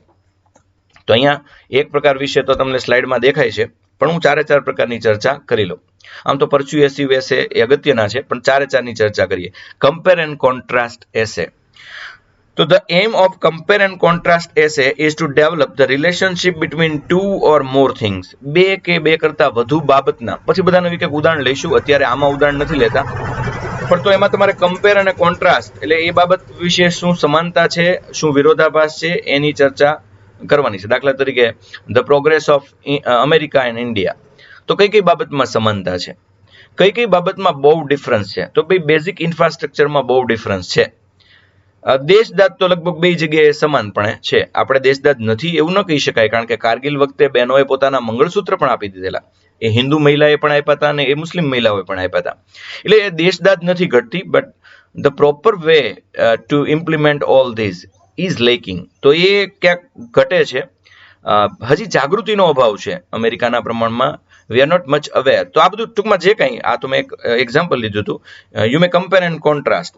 એના માટે ઉદાહરણ આપો, એના માટે છે એ ચાલો હવે શું હોવું જોઈએ એની ચર્ચા છે ખાસ કરો, કે આ આટલું થઈ જાય તો આપણો દેશ પણ ઇટ વિલ બીકમ સોને કી ચિડિયા. તો એ ખરેખર સોને કી ચિડિયા બની શકે એમ છે, એવું લોકોને તમે સાબિત કરીને બતાવો. અને ખરેખર તમે એ બાબતે ગંભીરતાથી વિચારતા હોવો જોઈએ. એસેની અંદર એવી આદર્શ વાતો નહીં કરો કે જે પોસિબલ જ ન હોય, એવી જ વાત કરો કે જે એકદમ ચોક્કસ સિસ્ટમથી ચાલે તો થઈ શકે એમ હોય. પરસ્યુએસિવ એસે જે લખ્યું છે, here the purpose of the essay to get reader to your side of the argument. આ બહુ મહત્વની વાત છે. પરસ્યુએસિવનો અર્થ જ થાય સમજાવવું, રીડરને તમારી સાઈડ લઈ જાઓ. તમારો નિબંધ એટલો પાવરફુલ હોવો જોઈએ કે રીડર એમ માનવા માંડે કે જેમ લેખકે કહ્યું છે એમ થાય, અને એમ થવું જોઈએ. તમે એ રીતે એટલા સરસ રીતે ચાલ્યા જ હોવા જોઈએ. A persuasive essay is not just a presentation of facts, but an attempt to convince the reader of the writer's point of view. રાઇટરનો દ્રષ્ટિકોણ રીડરને સમજાય એ માટેનો પ્રયત્ન એટલે persuasive essay. Both sides of the argument have to presented in this essays. આમાં બે સાઇડ પ્રેઝન્ટ કરવામાં આવે. For example, is death punishment necessary? તો હવે બેની ચર્ચા કરો, અને પછી તમને લાગતું હોય કે જરૂરી છે તો એના ઉપર ભાર આપો, એમ લાગતું હોય કે નથી જરૂરી તો એના ઉપર ભાર આપો. રીડરને છેલ્લે તમારી સાથે સહમત થવા માટે મજબૂર થાય એ પ્રકારનું તમારું પ્રેઝન્ટેશન ને એ પ્રકારના તમારી આર્ગ્યુમેન્ટ્સ હોવી જોઈએ. But the ultimate aim is to persuade the reader that writer's arguments carries more weight. આ સૌથી અગત્યનું છે. એકવાર રીડર વિચારતો થઈ જવો જોઈએ કે ભાઈ ગમે એમ હોય પણ લેખકે જે લખ્યું છે એ બાબતમાં વજન વધારે છે. હું ભલે એની સાથે સહમત થાવ કે અસહમત થાવ, પણ એમાં વજન વધારે છે, અને વજન વધારે છે એટલે પછી રીડર અંદરથી સહમત થશે. That is persuasive essay. Argumentative or analytical essay. ઘણી વાર છે એ argumentative essay or most often use to address conversational issues, serious issue over which there is some evident disagreement. દાખલા તરીકે કોઈ એવો પ્રોબ્લેમ લઈ અને તમને મૂક્યો છે, ફોર એક્ઝામ્પલ કાશ્મીર પ્રોબ્લેમ. તો આવું કંઈ પણ એક problem, the problem of unemployment in India, the problem of over population in India. તો આવું કંઈ પણ મૂક્યું છે. જો કે એટલી સરળ થીમ ને એટલી સરળ લાઈન હવે આપતા નથી. દરિયા કિનારે એક સાંજ ને હવે ભૂલી જવાનું બધું, મારી હોબી ને એ બધું 4થા 5મા ધોરણમાં. હવે જીપીએસસી ના તો કેવા કેવા છે એ ટાઇટલ આવે છે. The women empowerment in the context of India, are we leading toward the 22nd century? આટલું બધું લાંબુ ટાઇટલ હોય તો હવે ખરેખર ભારતની સ્ત્રીઓ છે એને એના વિકાસ બાબતે એવું કહી શકશો કે આપણે ખરેખર 22મી સદીમાં જઈ રહ્યા છીએ? અને ભારતના સંદર્ભમાં બીજા કોઈ દેશની કાંઈ વાત કરવાની નથી. આપણે શું કર્યું ને આપણી સ્ત્રીઓ આજે ક્યાં છે? તો આ બહુ મહત્વની બાબત છે. એ થઈ આવા ટાઇટલ આપે છે સ્પેસિફિક ને એમાં તમારે એ વિષયને બહુ વળગી રહેવું જરૂરી છે. એમાં પછી કઈ એવી વાત જ ન કરાય કે જે દુનિયાની બીજી સ્ત્રીઓની હોય કે ભાઈ દુનિયામાં એટલી સ્ત્રીઓ આગળ છે, એ કોન્ટેક્સ્ટમાં કહી શકો. ઓકે, તો આર્ગ્યુમેન્ટેટિવ એસે પછી ડિસ્ક્રિપ્ટિવ એસે મોટાભાગે પરીક્ષકોનો ફેવરિટ એસે આ છે. A descriptive essay is one that describes a topic based on the available information. It includes the details which are mostly factual. Descriptive essay એને કહેવાય કે જેમાં મોટાભાગે ફેક્ચ્યુઅલ છે એ હકીકતો છે આવે. એમાં તમે બહુ તમારું ઘરનું ન ઉમેરી શકો. હા, વિઝન તો હોય જ તે, પણ દાખલા તરીકે એવો ટોપિક કે જે બહુ ફિલોસોફિકલ ન હોય. એજ્યુકેશન ફોર મોડર્ન ઇન્ડિયા, તો એ ફિલોસોફિકલ છે પણ કેટલાક ફેક્ટ્સ અને ફિગર્સ તમારે આપવા ખૂબ જરૂરી છે. ત્યારબાદ man's landing on the moon, તો એમાંય તમારે જાજા ફેક્ટ્સ અને ફિગર્સ આપવા પડે. That is descriptive essay. હવે કેટલીક ચર્ચા એ કરીએ કે આમ તો તમે નિબંધ જ્યારે સાવ લખવા બેસો ત્યારે તમારું બ્રેઇન સ્ટોર્મ તો થઈ જાય, પણ નિબંધ લખ્યા બાદ એને ચેકલિસ્ટ તમારું હોવું જોઈએ. એક ચેકલિસ્ટ કે કંઈ ભૂલ નથી ને, અથવા મગજમાં રફકામ કર્યા બાદ આ ચેકલિસ્ટ જુઓ. ચેકલિસ્ટ કોને કહેવાય? તો does the introduction provide some context or background for the issue and then relate your main message. Introduction એવું હોવું જોઈએ, તમારા મગજમાં આવ્યું છે ઇન્ટ્રોડક્શન રીડરને છે એટ્રેક્ટ કરી શકશે. બીજું, એક પશ્ચાદભૂમિ પૂરી પાડી શકશે. આ બે વસ્તુ વિચારો. Is your object clear? તમારો હેતુ ક્લિયર છે? Do you need explain what you are trying to show? તમે એ જ એક્સપ્લેન કર્યું છે જે તમે એક્સપ્લેન કરવા માંગતા હતા. Does your introduction draw the reader into the rest of your paragraph? તમારું ઇન્ટ્રોડક્શન એવું છે કે રીડરને આગળ વધવા મજબૂર કરશે. Does your introduction relate to the essay question? એસેમાં જે ક્વેશ્ચન પૂછ્યો છે એને તમારું ઇન્ટ્રોડક્શન રિલેટ કરે છે, એની સાથે સંબંધિત છે. Have you develop your main idea in your subsequent paragraphs using assertion supporting evidence to make your point? તમારો પોઈન્ટ પ્રસ્થાપિત કરવા માટે હવે પછી નિબંધમાં જે તમે પેરેગ્રાફ લખ્યા છે એ ઇન્ટ્રોડક્શન અને વિષય સાથે સુસંગત છે. Usually you have to offer more evidence and example to shore up your ideas. તમારા ઉદાહરણો, તમારા કોટ્સ એ બંધબેસતા છે, ક્યાંય મિસફિટ તો નથી. Do you have a conclusion? તમારી પાસે એક ઉપસંહાર છે, તમે કોઈ નિષ્કર્ષ પર પહોંચ્યા છો. Does your conclusion restate your first paragraph? તમારું ઇન્ટ્રોડક્શન ને કન્ક્લુઝન એ બે સુસંગત થાય છે? If so, delete your conclusion and start again. જો એવું હોય કે કન્ક્લુઝન સાવ જુદું હોય, then delete your conclusion and start new conclusion. આ બહુ અગત્યનું છે. નકર એવું થાય ઘણીવાર પ્રસ્તાવનામાં ક્યાં નીકળ્યા હોય અને કન્ક્લુઝનમાં ક્યાં પહોંચી જાય, અને પછી પ્રસ્તાવના કન્ક્લુઝન વાંચે તો એને જ હસવું આવે કે ઓહો, આપણે જવાનું હતું દુબઈ ને આપણે પહોંચ્યા મુંબઈ. તો એના જેવું ન થાય. Does your conclusion synthesize the many ideas discussed in the essay in order to offer your reader more insight on the problem? તમારી પાસે એવા કેટલાક આઈડિયાઝ છે ડિફરન્ટ કે જેના કારણે રીડર છે એ ચોક્કસ યાત્રા કરીને આવ્યો હોય એવું એને લાગે. ફરીવાર કેટલાક પોઈન્ટ્સ જે તમારે યાદ રાખવાના છે એ પણ યાદ રાખી લઈએ. બરાબર છે, નિબંધનું ટાઇટલ છે એ લખો. જે પેટા ટોપિક્સ છે એને કેટલાક લોકો એમ કહે છે કે નિબંધ એકદમ ફ્લોલેસ ચાલવો જોઈએ, મુદ્દા પાડવાનું બંધ વચમાં કેટલાક લોકો કર્યું હતું, પણ ખરેખર મુદ્દા પાડવા જોઈએ, એનાથી રીડરને વધુ આઈડિયા આવે. ક્યાંક કોટેશન, ક્યાંક શોર્ટ સ્ટોરી, ક્યાંક એનેક્ડોટ, ક્યાંક એક્ઝામ્પલ, આ બધું હોય. Critical understanding of the topic is the most important thing. તમારું ક્રિટિકલ થિંકિંગ કેવું છે? તમે વન બાય વન વિષયને કેવો લોકો સમક્ષ ખુલ્લો મૂકી શકો છો. Originality of thought is important, એ આવવું જોઈએ. લોજિકલ વે, ખાસ જો આદર્શ નહીં, આઈડિયલ વે નહીં, લોજિકલ વે આવવો જોઈએ. તો એ કાયમ માટે મેન્ટેન કરવાનું છે. Use creative mind while writing an essay. Essay should have multi dimensional and balanced view. એક કરતાં વધુ પાસાઓનો વિચાર કરો ખૂબ સરસ રીતે. Every word must have value. Avoid repetition of same things. એકની એક વાત વારંવાર રિપીટ છે નહીં કર્યા કરો. Use standard data when possible to support your views. Standard ડેટાનો જ ઉપયોગ કરો. And if you don't have standard data, write on a philosophical way. તો એ રીતે લખો, ખોટા ડેટા બિલકુલ નહીં લખતા. ત્યારબાદ can refer to the constitution of India if needed. જ્યાં જ્યાં બંધારણની જરૂર હોય, જ્યાં જ્યાં ભારતના મહાનુભાવો દ્વારા કહેવામાં આવેલ વાતની જરૂર હોય, એ બધું બરાબર રીતે છે એ નિબંધની અંદર મૂકો. અચ્છા, શું કરવું જોઈએ નિબંધમાં એ એટલું જ જરૂરી છે જેટલું શું ન કરવું જોઈએ એ ખબર હોવી જોઈએ. તો નિબંધમાં શું નથી કરવાનું? તો ઇન્ટ્રોડક્શન એટલી બધી મોટી નહીં બનાવી નાખો કે મૂળ વાતનો હેતુ જ માર્યો જાય. પછી એટલે લેન્ધી ઇન્ટ્રોડક્શન પ્લીઝ નહીં લખો. બહુ નિબંધના સાઇઝમાં માથું કેવડું હોય તો સારું લાગે? પેટ કરતાં મોટું માથું હોય તો થોડું સારું લાગે, અથવા લાંબુ પેટ કરતાં ધડ કરતાં વધારે મોટું માથું હોય તો કેવું લાગે? એના જેવી વાત છે. Don't lose sight of the subject of your essay. તમારા સબ્જેક્ટની અંદર ડાયવર્ટ નહીં થાવ બિલકુલ. ફ્રેઝ એન્ડ ઇડિયમનો ઉપયોગ કરો, પણ એવું જરૂરી નથી કે વારંવાર ફ્રેઝ અને ઇડિયમ્સ મૂકવા. અનકોમન અને ડિફિકલ્ટ વર્ડ એટલા બધા નહીં વાપરો કે ભાઈ જેટલું અઘરું લખીએ એટલું સારું લાગે, એવું કંઈ હોતું જ નથી. જેટલું સાફ સુથરું ને સમજાય એવું લખો એવું સારું લાગે. એટલે ખોટા અઘરા શબ્દો નથી વાપરવાના. જ્યાં જરૂર હોય ત્યાં સિંગ્યુલર પ્લ્યુરલ એ વાપરો, જરૂર ન હોય ત્યાં બે રીતે ઘણા લખવાની કોશિશ કરે એવું નહીં લખવાની કોશિશ કરો. Don't be afraid of writing a few words more or less than the number required by the examiner. What is important is your sincere attempt. પછી થોડું ઘણું શબ્દ મર્યાદામાં આગું પાછું થાય તો મૂંઝાવાનું નહીં. એક્ઝેક્ટ આમ ગણવા નહીં બેસતા, એવું ગણાય નહીં. તમે નિબંધની પ્રેક્ટિસ કરશો એટલે તમને ખ્યાલ જ આવી જશે કે એટલા પેજ ભરાય એટલે એટલા શબ્દો થયા જ હોય. તમારા શબ્દોની સાઇઝ એકાદ વાર ગણી લેવું ઘરે, પણ એ પરીક્ષામાં પછી ગણવા બેસો નહીં. Don't refer to a fact or event unless you are sure of it. જ્યાં સુધી કોઈ ફેક્ટની શ્યોરિટી ન હોય ત્યાં સુધી એવા પ્રકારના ફેક્ટનો ઉપયોગ કરવાનું બિલકુલ ટાળો. હવે જોઈએ પહેલો નિબંધ આપણે એક સ્ટાર્ટ કરીએ નમૂનારૂપ, અને એમાં શું શું આવવું જોઈએ. આમ તો મેં આખા નિબંધો આપ્યા છે આમાં પ્રેઝન્ટેશનમાં, પણ આખા નિબંધો આપણે નહીં ચર્ચીએ. આપણે કેટલીક બાબતોની ચર્ચા છે એ કરીએ.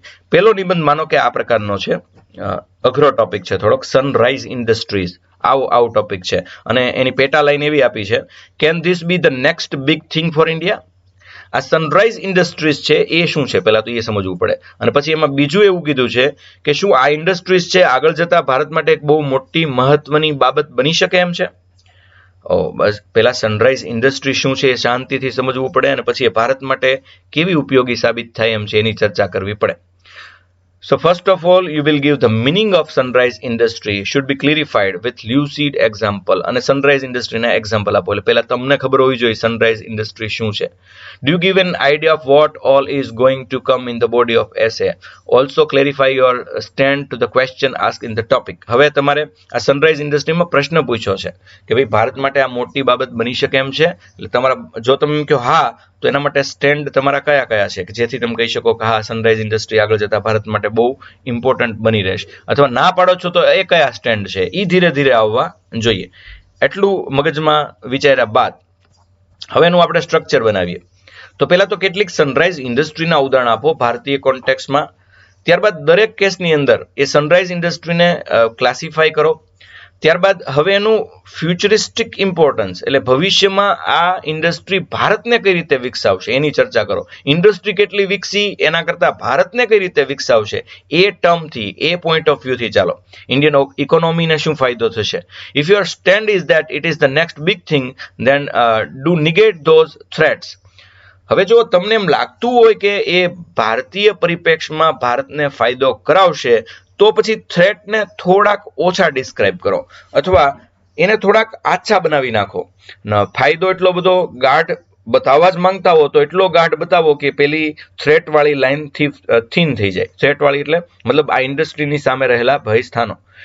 Mention the bottlenecks for this sunrise industries. તો આ ચર્ચા સરસ રીતે થવી જોઈએ. કન્ક્લુઝનમાં શું આવવું જોઈએ, તો અહીંયા કેટલાક ચોક્કસ મેજર બતાવો. દાખલા તરીકે આ સનરાઈઝ ઇન્ડસ્ટ્રી છે એને વિકસાવવા માટે ગવર્મેન્ટે શું કરવું જોઈએ, આપણી સિવિલ સોસાયટીએ શું કરવું જોઈએ, દરેક નાગરિકે શું કરવું જોઈએ, જેથી કરીને આના પોટેન્શિયલનો આપણને સૌથી વધુ લાભ મળે. તો આ રીતે તમારે ચાલવાનું છે.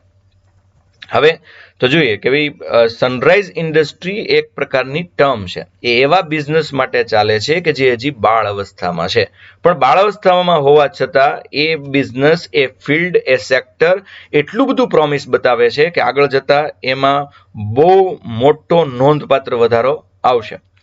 તો અહીંયા it generally has plenty of buzz surrounding them as public awareness about the sector increases and investors get attracted to its long term growth prospect.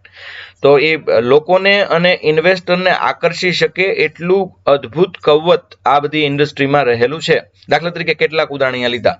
એક ઈ કોમર્સ આ ફિલ્ડ અત્યારે ખૂબ વિકસ્યું છે, અને ક્લાઉડ કોમ્પ્યુટિંગ આ બે ફિલ્ડ છે એ અત્યારે ટોપ ઉપર છે એમ કહીએ તો ચાલે.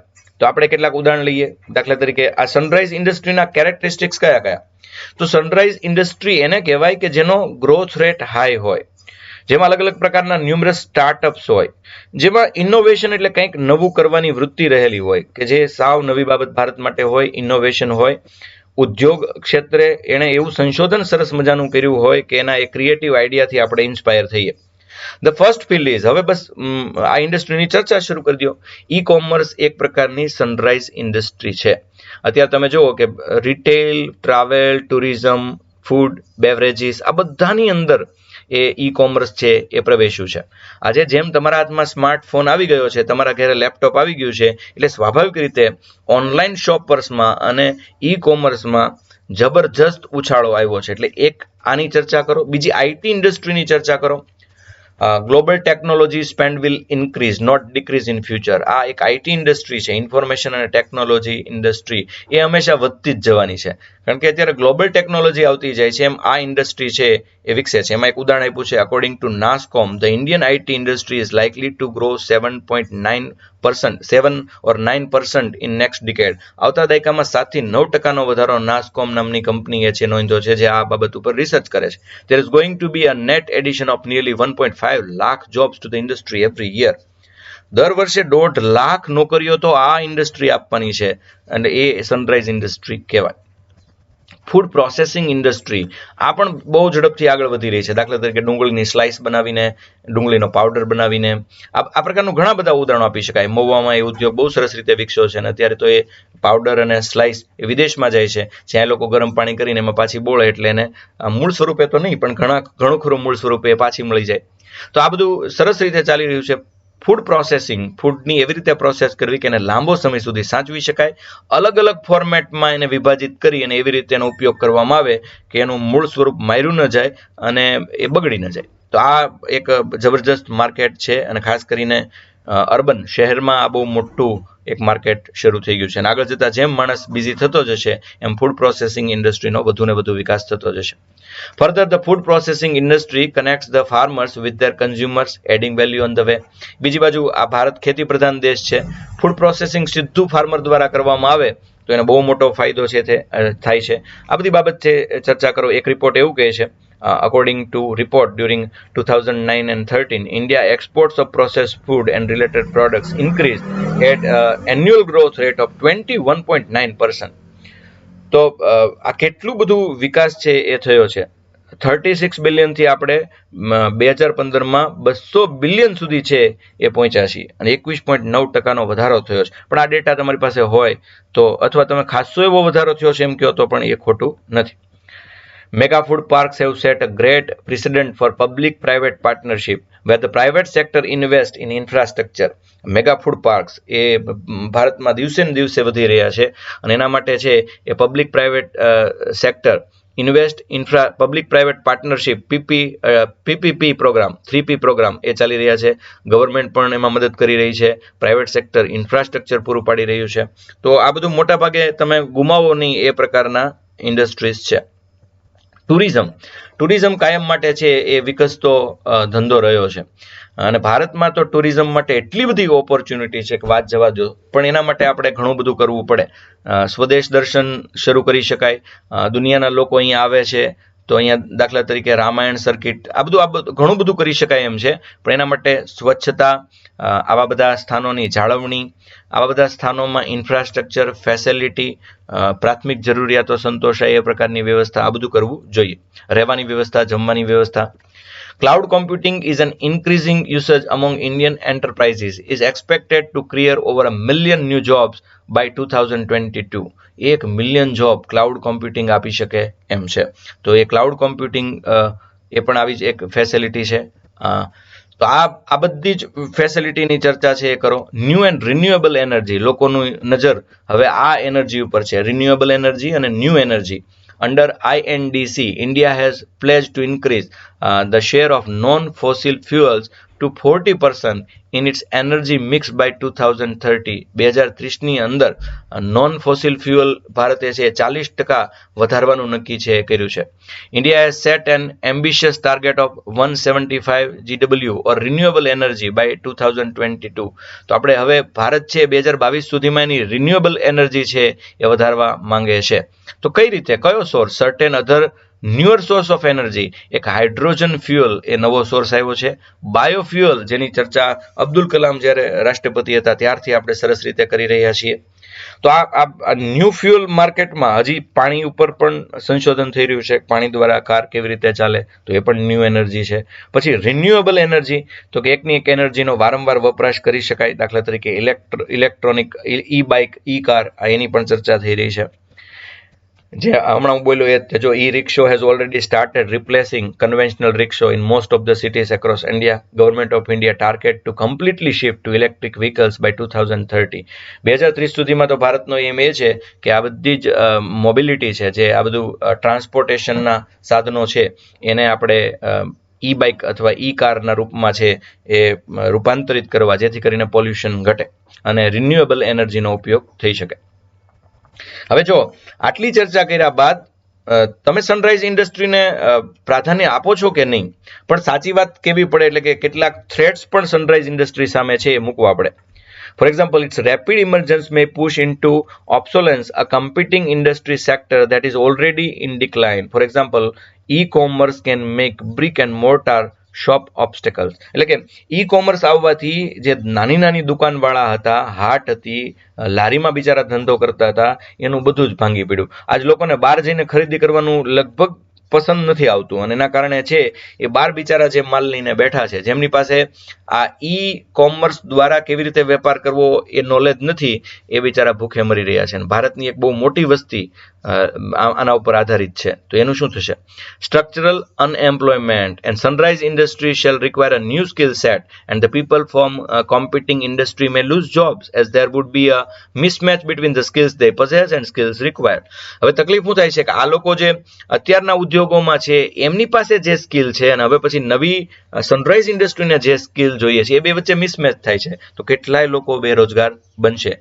જે લોકો દાખલા તરીકે મોલમાં કામ કરી શકતા લોકોને છે મોલના આખા સ્ટ્રક્ચરની ને એમાં કેમ કામ કરવું એ ખબર હોવી જોઈએ, તો સામાન્ય મજૂર મોલમાં કામ નથી કરી શકતો. એનું કારણ શું છે કે એમાં જે સ્કિલ જોઈએ છે એની પાસે નથી, મિસમેચ થાય છે. આ તો એક ઉદાહરણ હતું. તો આવા કેટલાય ઉદાહરણ આપીને આ સ્ટ્રક્ચરલ અનએમ્પ્લોયમેન્ટ આવવાનું એ ફાઇનલ વાત.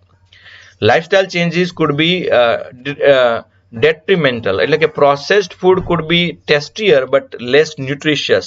Smartphone and the other IT revolution may include sedentary lifestyle. તો ધીરે ધીરે તકલીફ કેટલીક થવાની, તમારી સ્ટાઇલ ચેન્જ થાય છે, પ્રોસેસ ફૂડ ખાવ છો તો એ ટેસ્ટી કદાચ હશે, પણ એ ન્યુટ્રિશિયસ હશે? આ બધી ચિંતાના વિષય છે. સ્માર્ટફોન ને આઈટી રિવોલ્યુશન આવે એ સારું છે, પણ એનાથી આખી લાઈફસ્ટાઈલ બદલાશે તો એની સાથે આપણે પાછા ઝડપથી કદમ મેળવી શકશું? એના કેટલાક હેઝાર્ડ્સ, એની કેટલીક તકલીફો. Now bottlenecks for sunrise industry. Sunrise ઇન્ડસ્ટ્રીમાં કેટલીક એસેન્શિયલ બાબતોની હવે ચર્ચા કરીએ. તો viability. The buzz they generate at the onset may be based largely on speculation for the possibilities the industry represent rather than any tangible business activity. For example, mobile industry remained unviable for a major part of the second half of 20th century. તો વાયાબિલિટી, આ જે sunrise industry છે એમાં શું જોશે? તો કે વાયાબિલિટી જોશે. એટલે શું? તો કે ભાઈ મોબાઈલ ઇન્ડસ્ટ્રી છે એ તમે જુઓ કે એમાં કોઈ પણ પ્રકારનો ફેરફાર 20મી સદીથી માં નહોતો, અને અત્યારે 21મી સદીમાં એ કેટલી ઝડપથી છે વિકસી છે. બીજું શોર્ટ લાઈફ સાયકલ, આ પણ જોવું પડે. The compact disc industry which was a sunrise industry in 1990s but it became sunset industry within a decade. CD sunrise industry, CD ઉદ્યોગને લોકો ગણતા હતા.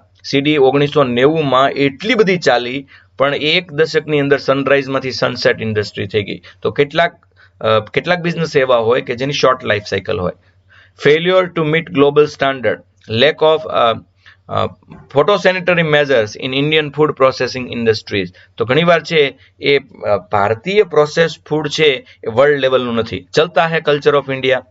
Old habits die hard. Sunrise industry will require new set of standards and skills. ચલતા હૈ નહીં ચાલે ભાઈ. આમાં તો તમારે ન્યૂ સ્ટાન્ડર્ડ ક્રિએટ કરવા પડશે.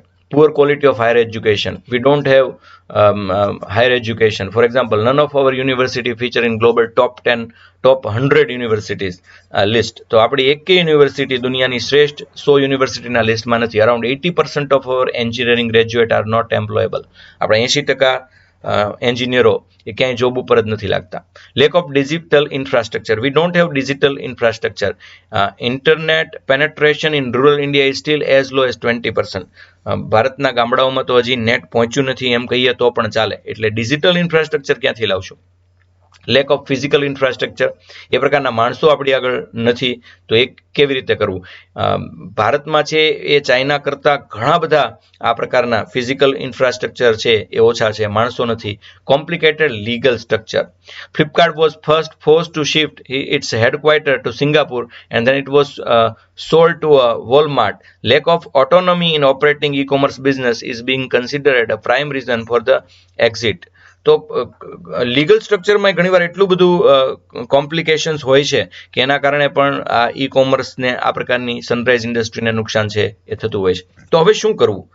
આ વસ્તુ તો સારી છે, વિકસવી જોઈએ. તો કોણે શું કરવાનું છે? Steps needed. તો પહેલા ગવર્મેન્ટે શું કરવાનું છે? They have to provide infrastructure, they have to provide road, rail, ports, આ બધી ફેસિલિટી આપવી પડશે. We have to give quality education to some persons.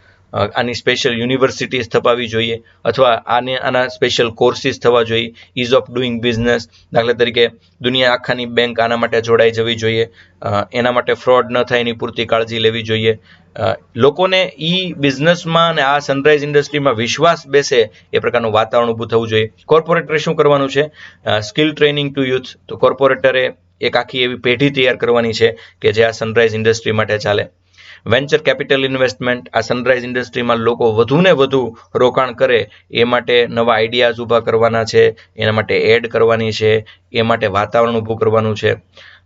R&D, મતલબ companies in India need to invest more in R&D because most of the sunrise industry are based on latest tool and technology. તો હવે અહીંયા મોટાભાગની કંપનીઓ છે એ tools ને technology ઉપર ચાલે છે, તો એ બાબતની પણ કાળજી, એમાં ઇન્વેસ્ટમેન્ટ વધુ ને વધુ થવું જોઈએ. સિટીઝનરી, એટલે આપણે શું કરવાનું છે? We need to be progressive towards latest scientific development. આપણે ચલતા હેનો એપ્રોચ મૂકી અને જે આ ડેવલપમેન્ટ થઈ રહ્યું છે એ પ્રત્યે આપણે પ્રોગ્રેસિવ બનવું પડશે. તો આ હતો પહેલો આપણો નિબંધ. તો મિત્રો, આ નિબંધ તમને કેવો લાગ્યો એ તમે કહેજો, અને મુદ્દાઓ જુઓ તમે, ક્યાંય વિષય છે એનાથી આપણે ફંટાયા નથી. બધાય શું છે, શું હોવું જોઈએ, ક્યાં કેવા આંકડા છે, કેવો સ્કોપ છે, શું કરીએ તો આ ઇન્ડસ્ટ્રી ચાલે, કયો એપ્રોચ તોડવાનો છે, કયો એપ્રોચ રાખવાનો છે, બધી જ ચર્ચા ગાગરમાં સાગર સ્વરૂપે આપણે સમાવી. બીજો ટોપિક જોઈએ, બીજો એસે જોઈએ, smart city without smart citizen is a myth. એટલે બહુ સરસ ટોપિક છે કે ભાઈ ભારત અને ગુજરાત સ્માર્ટ સિટીની વાત તો કરી રહ્યું છે, પણ સ્માર્ટ સિટીમાં સ્માર્ટ સિટીઝન નહીં હોય તો એ શું કામનું? સ્માર્ટ સિટીને ચલાવવા માટે સ્માર્ટ સિટીઝન તો જોઈશે ને. એટલે smart city without smart citizen is a myth. એટલે સ્માર્ટ સિટી એટલે કે તમે કહો છો ને કે હોશિયાર નગરો, તો હોશિયાર નગરો હોશિયાર નાગરિક વગર છે એ કલ્પના જ રહેવાના. ઇન્ટ્રોડક્શન હવે જોઈએ, આમાં શું કરવાનું છે, આમાં આનું આખું સ્ટ્રક્ચર જોઈએ. Briefly explain smart city and smart citizen, establish the correlation between the two and show how smart city without smart citizen is a myth. ટૂંકમાં કરવાનું છે પહેલા તો સ્માર્ટ સિટી સમજાવવાનું છે, એમાં કઈ કઈ વ્યવસ્થા હોવી જોઈએ, હવે કઈ કઈ વ્યવસ્થા આવશે. સ્માર્ટ સિટીઝન સમજાવો, કોને સ્માર્ટ સિટીઝન કહેવાય, બેનો રિલેશન પ્રસ્થાપિત કરો, અને પછી સમજાવો કે સ્માર્ટ સિટીઝન જ નહીં હોય, જેને વાપરવાનું છે એ જ સ્માર્ટ નહીં હોય, તો સ્માર્ટ સિટીને બનાવીને શું કામ? તમને એક સ્માર્ટ ગેજેટ આપવામાં આવે પણ તમે વાપરવા પૂરતા સ્માર્ટ ન હો તો તમે એનો યુઝને બદલે મિસયુઝ કરશો અથવા એને તોડશો, ફોડશો. You can write an anecdote including your personal experience to show this come correlation. આના માટે રજનીકાંતનું રોબોટ ફિલ્મ જોઈ શકો કે ભાઈ રોબોટ તમારે ત્યાં અસ્તિત્વમાં આવે તો માણસો એ પહેલા એ પ્રકારના હોવા જોઈએ કે જે આ રોબોટને સ્વીકારી શકે, અને રોબોટ પણ એ જ રીતે ડિઝાઇન કરવામાં આવે કે જે આ માણસને મદદરૂપ થાય, એ આ માણસની સભ્યતા સંસ્કૃતિને સમજી શકે. ત્યાં કેટલા બધા સરસ પાસાઓ, ટેકનોલોજી વિરુદ્ધના કેટલાક પાસાઓ પણ આ ફિલ્મમાં બહુ સરસ રીતે દર્શાવ્યા છે. એ પણ તમે છે એ જોયા કે ભાઈ માણસનું સ્વરૂપ લઈને રોબોટ કામ કરતો હોય ત્યારે કેટલાક લોકો એને માણસ પણ સમજી બેસે. એવો એક સીન બહુ સરસ છે, તમે ફિલ્મ જોશો તો તમને ખ્યાલ આવશે. તો આવી રીતે કંઈ પણ સરસ વાતથી શરૂઆત છે એ કરો, એમની વચ્ચે કોર રિલેશન સ્થાપિત કરો. Give a sketch of what all is going to come in the essay. એક સરસ મજાનું તમારું ઇન્ટ્રોડક્શન આપો, જેથી લોકોને ખબર પડે કે એસેમાં શું આવવાનું છે. Clearly state your stand on the topic. તમે શું માનો છો એ તમારો સ્ટેન્ડ એકદમ ક્લિયર રાખો. It is advisable to take a stand in favour of this topic. આમાં તો એવું જ છે કે સ્માર્ટ સિટીમાં સ્માર્ટ પબ્લિક જોશે જ, એટલે આમાં તમે ફેવરમાં જ ચાલવું પડશે, આમાં અગેન્સ્ટમાં નહીં ચાલી શકો.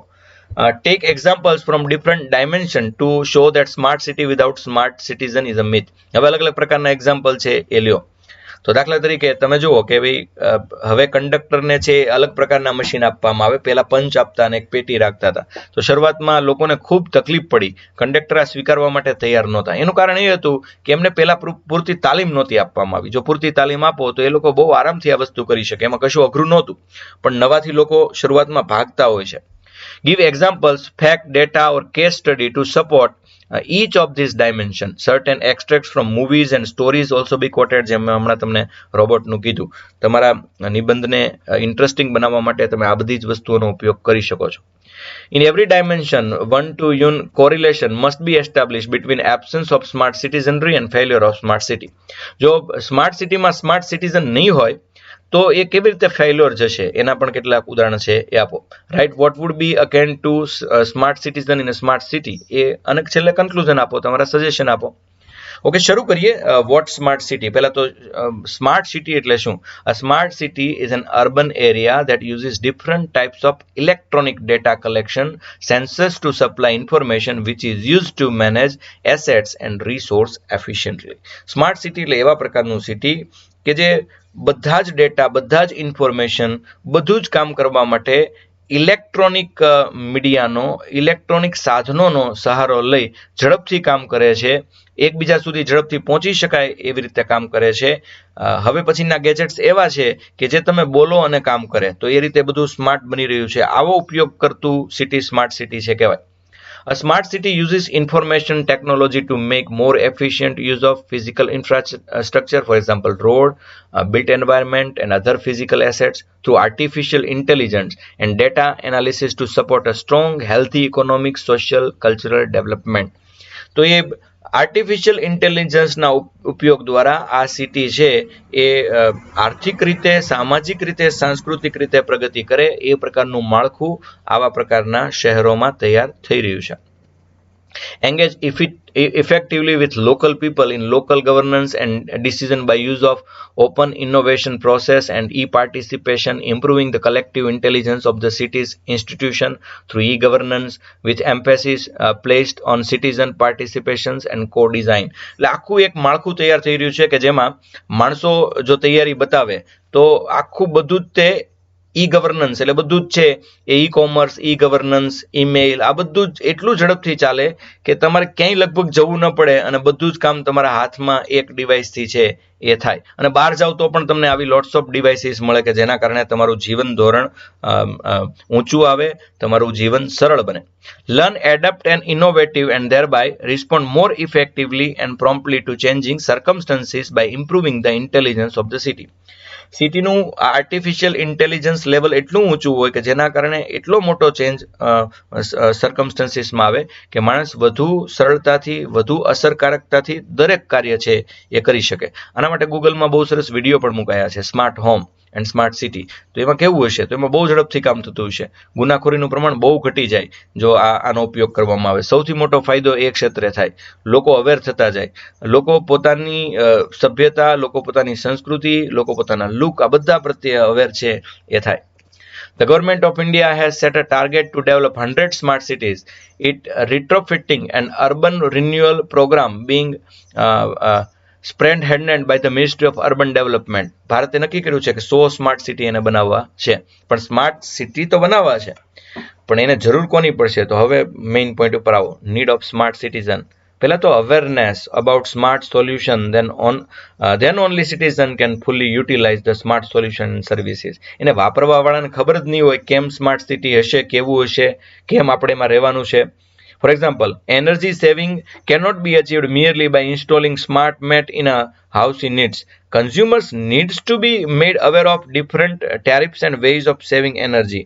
તમે બધા એમ કહો છો એનર્જી સેવિંગ બધી જ પ્રોડક્ટ હોવી જોઈએ. દાખલા તરીકે ત્યારે લાઇટથી માંડીને બાઇક સુધી એનર્જી સેવિંગ ગેજેટ્સ આવી ગયા છે, પણ પેલા કન્ઝ્યુમરને સમજાવો તો ખરા કે કઈ રીતે ફાયદાકારક છે, એની કમ્પેરિઝન કરીને બતાવો કે પેલા કરતા કઈ રીતે જુદી રીતે ચાલે છે, એને ઓપરેટ કરતા શીખવો તો જ તે એ વસ્તુ છે ચાલવાની છે.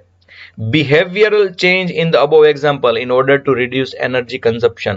Consumers need to make an effort to change the whole family's daily energy usage behavior. એટલે આમ તો આખી એની આદતમાં ફેરફાર કરવાની વાત છે. આપણે એનર્જીની વાત કરીએ, એનર્જી સેવિંગની, રિડ્યુસ એનર્જીની, તો આખા દિવસની એની લાઈફસ્ટાઈલ, એની ફેમિલીની લાઈફસ્ટાઈલ આ બદલવાની વાત છે. તો એ સમજાવવા માટે કેટલાક સેમિનાર કરવા પડશે, કેટલીક જાહેરાત કરવી પડશે. આના હાથમાં છે એવી વસ્તુ આવી જોઈએ જેના કારણે એ પોતાની રીતે સમજતો જાય કે એનર્જી છે એનો યુસેજ કેવી રીતે છે કરવો. કારણ કે સોશિયલ મીડિયાનો આના માટે બહુ સરસ ઉપયોગ કરી શકાય. કુછ નહીં હો સકતા ઇસ દેશ કા સિન્ડ્રોમ. આપણે આ ભારતનું કંઈ થશે જ નહીં એ પ્રકારની નેગેટિવિટી છે જે સિટીઝનની અંદર. તમને આશ્ચર્ય થશે કે 50% લોકો આ પ્રકારનું માને છે. સિટીમાં અને ગામડાઓમાં 50% લોકો છે આ પ્રકારની નેગેટિવ ફિલિંગ લઈને બેઠા છે. એના કારણો હશે, પણ તો એના માટે છે we simply criticise the government and all and say that nothing shall happen in this country. It may become a reality if we behaving like this. જો આપણે આ જ રીતે વર્તતા રહીશું તો આ એક દિવસ રિયાલિટી પણ થશે. કુછ નહીં હો સકતા ઇસ દેશ કા. આપણે જ સબકોન્શિયસ માઇન્ડને કહીએ છીએ, આપણી જાતને કહીએ છીએ, તો તમે નહીં વિચારો તમારા દેશ માટે તો કોણ વિચારશે? એટલે આવું ખરાબ નહીં વિચારો, સારું વિચારો. Criminalization of politics. If the citizens of this country make wrong political choice, they cannot achieve right. Desto 34 of MPs have criminal antecedent. They are not expected to make crime-free society. Crime free સોસાયટીની વાત તમે જો smart સિટીમાં કરતા હો તો તમારા મંત્રીઓ જ જો ગુનેગાર હોય તો તમે કેવી રીતે ક્રાઇમ ફ્રી સિટીની વાત કરી શકો? તમે પોતે જ પક્ષ તરીકે ગુનેગારોને ટિકિટ આપતા હો તો પછી તમે દેશ સ્વચ્છ કરવાની વાત કેવી રીતે કરી શકો? તો એ પણ બહુ મોટો પ્રશ્ન છે. Corruption our cities pathetic roads are good example.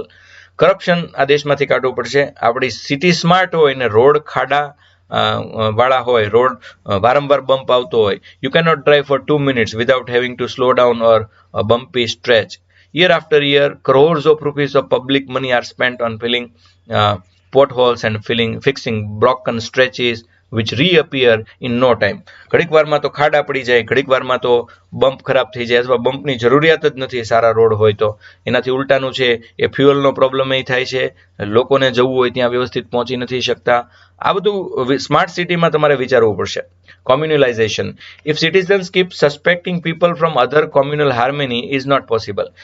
Smart સિટીની અંદર એક વ્યક્તિ બીજી કોમ્યુનિટી ઉપર છે એ શંકા કરતો હોય તો સ્માર્ટ સિટી નહીં બને. A city witnessing lynching incidents like the religion, the one in Dadri or Alwar, that city is bound to be stupid city rather than smart city. જો આવું થશે, એકબીજા લોકો ઝઘડતા હશે તો એ સ્માર્ટ સિટી નથી. That is called stupid city. Patriarchy. A smart must belong as much to women as to men, but our cities have very strict sex ratio. In case of Delhi, it is 868 and it is only 818 for Chandigarh. The reason is patriarchy, due to which men migrate to city in large numbers search of jobs. Women are considered as not fit for outdoor jobs. હજી છે એ પુરુષ પ્રધાન વ્યવસ્થાની તકલીફો છે. દિલ્હીમાં તમે જો 868 અને ચંદીગઢની અંદર 818 મહિલાઓ છે એ પુરુષની સરખામણીએ આ બાબતે ગણાય છે. તો ભાઈ આ રીઝન શું છે? તો આપણે હજી માનીએ છીએ કે સ્ત્રીઓ છે બહારની જોબ માટે ફિટ નથી. તો આ બધું છે એ ધીરે ધીરે સ્માર્ટ સિટીમાંથી કાઢવું પડે. ઇલિટરસી. સ્માર્ટ સિટીઝન તો એવો જ હોવો જોઈએ કે જે ભણેલો હોય. મેરા બેટા એન્જિનિયર બનેગા attitude. Every child is different and it has aptitude to excel in different walk of life. દરેક બાળક જુદું છે એટલે બધાનો દીકરો એન્જિનિયર જ બને એવું નહીં માનીએ. અને સ્માર્ટ સિટીનો સિટીઝન તો સ્માર્ટ હશે કે પોતે પોતાની રીતે ડિસિઝન લેતો હશે અને એના મમ્મી પપ્પા પણ એને પૂરી છૂટ આપતા છે. Unemployable graduate, 80% of engineering and up to 90% of management graduates are not employable in India. 100માંથી 80 વિદ્યાર્થી એન્જિનિયરિંગના અને મેનેજમેન્ટના 90 વિદ્યાર્થીને કોઈ નોકરી મળતી નથી. તો હવે પછી આ ફિલ્ડની અંદર પણ સ્માર્ટ ટેકનોલોજીનો ઉપયોગ અથવા સ્માર્ટ સિટીમાં એન્જિનિયર કઈ રીતે કામ કરશે એ પ્રકારની એમને તાલીમ આપવી પડે. Smart citizen of a smart city, તો પેલા અવેર સિટીઝન એ કેવો હશે, તો કે ભાઈ એ અવેર હશે. પછી સિટીઝન પાર્ટિસિપેશન, સ્માર્ટ સિટીની અંદર સિટીઝન છે એ પાર્ટિસિપેટ કરતો હશે, બધી જ જગ્યાએ એ કોર્પોરેશન એટલે કે કોઓપરેટ કરતો હશે, એ બધી જ જગ્યાએ ડિસિઝન મેકિંગ પ્રોસેસમાં ભાગ લેતો હશે. Joint engagement of citizen and government, government સાથે જોડાય અને ગવર્મેન્ટને જે ગોલ નક્કી કર્યા છે એ પૂરું કરવા માટે મદદ કરતો હશે. આવું બધું કરશે, એની પાસે કેપેબિલિટી હશે, ત્યારે જ તે એ સ્માર્ટ સિટી છે ખરા અર્થમાં પોસિબલ છે એ થશે. ત્યારબાદ એ આમાં રોકાણ કરતો હશે, એ આ પ્રકારના લાઈફસ્ટાઈલથી હેબિચ્યુઅલ થશે. આના સ્માર્ટ સિટીના બેઝ ઉપર ઇલેક્શન લડાશે, આખા ઇન્ફ્રાસ્ટ્રક્ચરમાં ફેરફાર થશે. નાગરિક છે એ આ બાબતે રિસ્ક લેતો થશે, જોખમ ઉઠાવતો થશે, નવું કરવા માટે પ્રોત્સાહિત કરશે અને થશે. તો એક આખું કલ્ચર ડેવલપ થશે. Develop a culture of transparency governance, governance એવી હોવી જોઈએ કે જેમાં ટ્રાન્સપરન્સી હોય. આપણે ગમે ત્યારે આરટીઆઈ કરી શકીએ, ગમે ત્યારે છે ગવર્મેન્ટને કોઈ પણ બાબતે પૂછી શકીએ. ડેવલપ ઓપ્ટિમિઝમ અમોંગ સિટીઝનરી, લોકોમાં એક આત્મવિશ્વાસ પેદા કરો, લોકોમાં એક ઓપ્ટિમિઝમ આશાવાદ પેદા કરો કે જેથી કરીને નેગેટિવ ન વિચારે. Promote citizen engagement platform like mygovernment.in, એક સરસ સાઇટ છે mygovernment.in, કે જે સિટીઝનને છે એ જાણે સરકારમાં ભાગ લેવા માટે કેટલીક તક પૂરી પાડતું એવું કરે છે કે ભાઈ અમારે આ સંસ્થાનું નામ રાખવું છે તો તમે અમને નામ આપો, અમે તમને ઇનામો આપીએ. mygovernment.in જોજો તમને એટલે ખ્યાલ આવશે કે it is a one step towards smart city. તો એક સ્ટેપ જ છે કે લોકોને કઈ રીતે છે એ સરકાર તરફ આકર્ષવા, અને એ કરવું જોઈએ, એ હોવું જ જોઈએ. Tools of direct democracy, referendum, right to recall, right to reject, આ બધું પણ હોવું જોઈએ. રાઇટ ટુ રિકોલ એટલે તમને એક માણસને ચૂંટણીમાં ઊભો રાખ્યો અને ચૂંટ્યો, પછી તમને હવે નથી ગમતો તો તમે એને પાછો બોલાવી શકો કે ભાઈ અમારે હવે આ નથી જોતો, 5 વર્ષ પહેલા. આવું સ્વિટ્ઝરલેન્ડમાં છે. રાઇટ ટુ રિજેક્ટ મતલબ કોઈને મત નથી આપવો, અને આ બધું હોવું જોઈએ, નાટા આપણે જેને કહીએ છીએ. Okay, focus on quality of education, RT, right to education, એના ઉપર વધુ ને વધુ ભાર આપવો જોઈએ. વેલ્યુ એજ્યુકેશન પણ ઉમેરાવવું જોઈએ, કારણ કે સ્માર્ટ સિટીમાં સૌથી વધુ બીક છે એ વેલ્યુ ડાઉન થવાની છે. તો વેલ્યુ, ફેમિલીનું ઇમ્પોર્ટન્સ, ગ્રાન્ડ પેરેન્ટ્સનું ઇમ્પોર્ટન્સ, આ બધું સ્માર્ટ સિટીમાં જતું ન રહેવું જોઈએ. Smart phones for student scheme can be launched on the line of bicycle scheme. This will increase digital literacy. આમ તો આવી ગયું છે, વિદ્યાર્થીઓને ટેબ્લેટ ને સ્માર્ટફોન પણ મળવા મળ્યા છે, અને એના દ્વારા તે એ સ્માર્ટ બનશે. તો આ આખું એસેનું સ્ટ્રક્ચર છે એ હતું. હવે પછી આપણે એક નવો એસે છે, an eye for an eye has ended up making the whole world blind. એ હવે આપણો એસે છે, એટલે કે વેરની સામે વેર એ આખી દુનિયાને છે આંધળી બનાવી દે છે. વેરથી વેર ન શમે, અવેરથી જ વેર શમે, એ પ્રકારનું ટાઇટલ છે, એની ચર્ચા હવે આપણે કરીએ. So it may contain simple explanation of the quote along with identification of the author if you know. It may also have any anecdote or any interesting fact which can show how an eye for an eye has ended up making the whole world blind. એટલે કે વેરની અંદર આખું જગત કેવું પ્રથમ વિશ્વયુદ્ધ ને દ્વિતીય વિશ્વયુદ્ધમાં આંધળું થઈ ગયું હતું એ આપણે બધાને ખબર છે. તો હવે બોડી કેવું રહેશે આ એસેનું? તો broadly it will have following parts. એક તો here candidate must show how the attitude of an eye for an eye has made the whole world blind in multiple dimension. કઈ રીતે ક્યારેક ચડસાચડસીના કારણે માણસોએ કેટલું ભોગવવું પડ્યું. આજે સ્પર્ધાત્મક યુગની અંદર ડેથ ઓફ સેલ્સમેન નામની વાર્તા વાંચો તો તમને ખબર પડે કે માણસ બિચારો ક્યાંક એકલો રહી ગયો છે, અને એના કરતાં પણ કેટલાક શહેરો, કેટલીક ટેકનોલોજી આગળ વહી ગઈ છે. તો આ બહુ તકલીફવાળું છે. એન આઈ ફોર આઈ એટલે કે ઈટ કા જવાબ પથ્થર છે, એ એપ્રોચના કારણે દુનિયા આખીને કેટલું નુકસાન થયું છે. બુદ્ધનો અભિગમ ને ગાંધીનો અભિગમ જો આપણે નહીં પાળીએ તો દુનિયાની શું દશા થશે? સરસ મજાનું કોટેશન તમે અહીંયા છે વાપરી શકો. either the whole world will throw itself in યુદ્ધ or they will become Buddha. તો આવું સરસ કોટેશન મૂકીને તમે સરસ વાત કરી શકો. How this approach might give result in short run but it is a failure in the long run. શરૂઆતમાં સારું લાગે કે ભાઈ ઈટનો જવાબ તો પથ્થરથી જ આપવો જોઈએ, પણ આગળ જતા આવું બધા કરશે ત્યારે તમને પોતાને નહીં ગમશે. ગાંધીજીએ કહ્યું છે કે તમે એવા જ બની જાઓ, મતલબ તમે જગતને જેવું ઈચ્છો છો એવા પહેલા તમે પોતે બની જાઓ. તો તમારે જો આ પ્રકારનું જગત જોઈતું હોય તો તમે એ પ્રકારના બની જાઓ. તો conclude on a positive note with a vision towards peaceful mutual coexistence. આમ તો કન્ક્લુઝનમાં ખાલી વસુધૈવ કુટુંબકમ લખી નાખો તો એ દુનિયાની સૌથી શ્રેષ્ઠ પોલિસી ભારતે આપેલી છે. It is given by Gandhiji to highlight કોટેશનથી આ નિબંધની શરૂઆત કરો. It is given by Gandhiji to highlight the disastrous consequences of ignorance, different dimensions showing the horrible consequences of the attitude of an eye for an eye. ગાંધીજીએ આનું બહુ સરસ ઉદાહરણ આપ્યું છે કે એકબીજા ઉપર થૂક્યા જ ક્યાં સુધી કરશો. તો એ પછી હિસ્ટોરિકલ પ્રેસિડેન્ટ્સ આપો. દાખલા તરીકે ઓસ્ટ્રિયન પ્રિન્સ ઉપર છે એ એક ડેથ ઓફ ઓસ્ટ્રિયન પ્રિન્સ, ઓસ્ટ્રિયાના પ્રિન્સનું મૃત્યુ થયું, આખું જગત છે એ વિશ્વયુદ્ધમાં ધકેલાઈ ગયું. એનું કારણ જ આ એપ્રોચ હતો, an eye for an eye. Hitler avenging the Versailles treaty led to the growth of Nazism which later fuelled second world war. અને હિટલરનો જે એપ્રોચ હતો એના કારણે જગત આખું છે એ બીજા વિશ્વયુદ્ધમાં ધકેલાયું. Clashes after partition India between Hindus and Muslim. ભારતના હિન્દુ અને મુસ્લિમ વચ્ચેનો વર્ષો જૂનો ડખ્ખો આજે આટલા વર્ષ પછી પણ આપણે પૂર્ણ કરી શક્યા નથી. Different threats of conflicts in cold war era due mutual antagonism, Cuba, Vietnam, Korea, દરેક જગ્યાએ દુનિયામાં જો ઇઝરાયલના ને બધા હમણાં થયેલા ડખા. તો એ પહેલા વિચાર્યું હિસ્ટોરિકલ પ્રેસિડેન્ટ્સ, એને સોશિયલ પર્સપેક્ટિવની રીતે વિચારીએ. For example, individual level, degradation of personal friendship, family relation among others, આ બધા પોઈન્ટ ઓફ વ્યૂથી આપણે વિચારવાનું છે.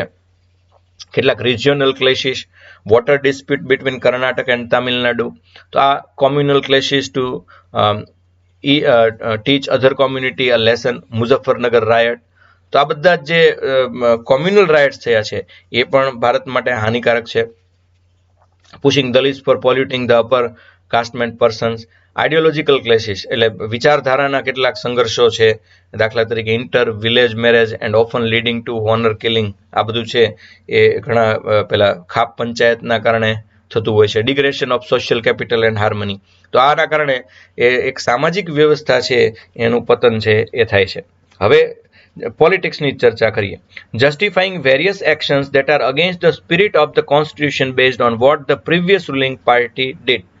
તો એક નીતિમત્તાનો અભાવ એ તમને પોલિટિક્સમાં જોવા મળે. પહેલા એવું હતું કે કોંગ્રેસના લોકો પણ એવું કહી શકતા હતા કે અટલ બિહારી વાજપેયી જેવો જ વડાપ્રધાન હોવો જોઈએ. આ એક નીતિમત્તા હતી. અને અત્યારે કોંગ્રેસ ભાજપની અને ભાજપ કોંગ્રેસની, આ તો મેં જસ્ટ ઉદાહરણ આપ્યા, પણ આ બાબત ઉપર છે એ ખૂબ ચર્ચાનો વિષય છે કે તમે જ્યારે ખાસ કરીને સરસ મજાનું ઓપરેશન કરતા હોય, ઓપરેશન કારગિલ જેવું જ ઓપરેશન આ સરકાર કરતી હોય, ત્યારે તમે એના ઉપર પણ શંકા કરો, એ તો બહુ ખતરનાક બાબત કહેવાય. કે ભાઈ દેશની સુરક્ષા બાબતે છે એ દરેક પક્ષે સહયોગ આપવો જોઈએ. તો ભાઈ એ પહેલા નવી પાર્ટી આવે ત્યારે જૂની પાર્ટી છે એની કેટલીક બાબતના વખાણ પણ થવા જોઈએ. એના બદલે બધા જૂની પાર્ટીના ગુના છે એ બહાર લાવી અને એમને એમના પાર્ટીના નેતાઓને સજા કરવાની ભાવના આવી ગઈ છે. ઘણું બધું આમાં તમે લખી શકો. ઇન્ટરનેશનલ રિલેશન્સમાં બહુ મોટો ફરક આજના જમાનામાં તમે જુઓ, આખું અર્થતંત્ર એ રીતે ગોઠવાઈ ગયું છે કે એકે દેશ વગર આમ જોવા જઈએ તો ચાલે નહીં. તો ઇન્ટરનેશનલ રિલેશન સારા હોવા જોઈએ, એને બદલે support to extremism in others countries in turn fuelling the extremism. દાખલા તરીકે પાકિસ્તાન એ કેટલાય આતંકી ગ્રુપને છે સપોર્ટ કરે છે. યુએસએ પણ સપોર્ટેડ તાલિબાન અગેન્સ્ટ યુએસએસઆર. એટલે કે રશિયા સામે છે એ અમેરિકાએ છે તાલિબાનને પહેલા સપોર્ટ કરેલો, પછી એના બહુ કડવા ફળ પોતે જ ભોગવ્યા. Russian support to Syrian president. આ બધું જ છે એ જવું જોઈએ. perpetual conflict zones due to mutual reciprocal hostility. South China dispute એ તમે જુઓ, કોરિયાના ડિસ્પ્યુટ છે એ તમે જુઓ, ઇઝરાયલની આજુબાજુ જે દેશ બેઠા છે, ભારતને ચાઇના, ભારતને Pakistan. supporting organized crimes in enemy country like hawala, fake currency, drugs, human trafficking, in turn funding the terrorism. Taliban cultivate opium which finds market through organized crime network. તાલિબાનનું એક નેટવર્ક ઊભું થયું છે. Supporting organize crimes in enemy country. એટલે મોટાભાગે જે દુશ્મન દેશ છે એની અંદર છે એ અલગ અલગ પ્રકારના નાણાં ઘુસાડી દેવા, માણસો ઘુસાડી દેવા, નકલી નોટ ઘુસાડી દેવી, ડ્રગ્સ, હ્યુમન ટ્રાફિકિંગ, માણસોની હેરફેર કરવી, આ બધું જ છે એ છેવટે દેશને અને દુનિયાને અસર કરી રહ્યું છે. ઇકોનોમિક્સની વાત કરીએ તો tariff wars between the countries in turn obstructing the free trade at global level. જે દુનિયાનું એક આખું અર્થતંત્રનું માળખું વિકસ્યું છે એમાં કોઈ એક ચોક્કસ દેશ ઉપર અચાનક વધુ કર નાખી અને એને મુશ્કેલીમાં મૂકવું, એના કારણે આખું અર્થતંત્ર ડામાડોળ થાય. અમેરિકા ચીન ઉપર છે એ કર વધારે તો ચીન છે અમેરિકા ઉપર વધારે, એના કારણે સરેરાશ વસ્તુ મોંઘી થાય. આ બધો ગેરફાયદો છેવટે તો લોકોને જ છે. Failure and vengeance in the long run. Revolutionary in India started with a motto of striking terror in the heart of British by adopting violent means. તમે જુઓ, કોઈ દિવસ ઈટનો જવાબ પથ્થરથી આપી જ શકાતો નથી. ભારતમાં એક સમયે આ કેસ સ્ટડી છે, જો કે બ્રિટિશ ગવર્મેન્ટ જ્યારે અહીંયા રાજ કરતી હતી, બ્રિટિશ લોકો અહીંયા રાજ કરતા હતા, ત્યારે એક વખત આપણને એમ થયું કે ઈટકા જવાબ પથ્થરથી દઈ, પણ એના માટે આપણી પાસે પૂરતું ઇન્ફ્રાસ્ટ્રક્ચર નહોતું, અને એના કારણે આપણે ભગતસિંહ જેવો કેટલો વીર પુરુષ છે એ આ પોલિસીના કારણે છે એ આપણે ગુમાવ્યો. અને એક માન્યતા એવી હતી કે જેવા ભગતસિંહ છે એ શહીદ થશે એટલે તરત જ દેશ આઝાદ થઈ શકશે. એવું થયું મિત્રો? તો એનો મતલબ એમ છે કે એ બાબતમાં આપણે ફેલ ગયા.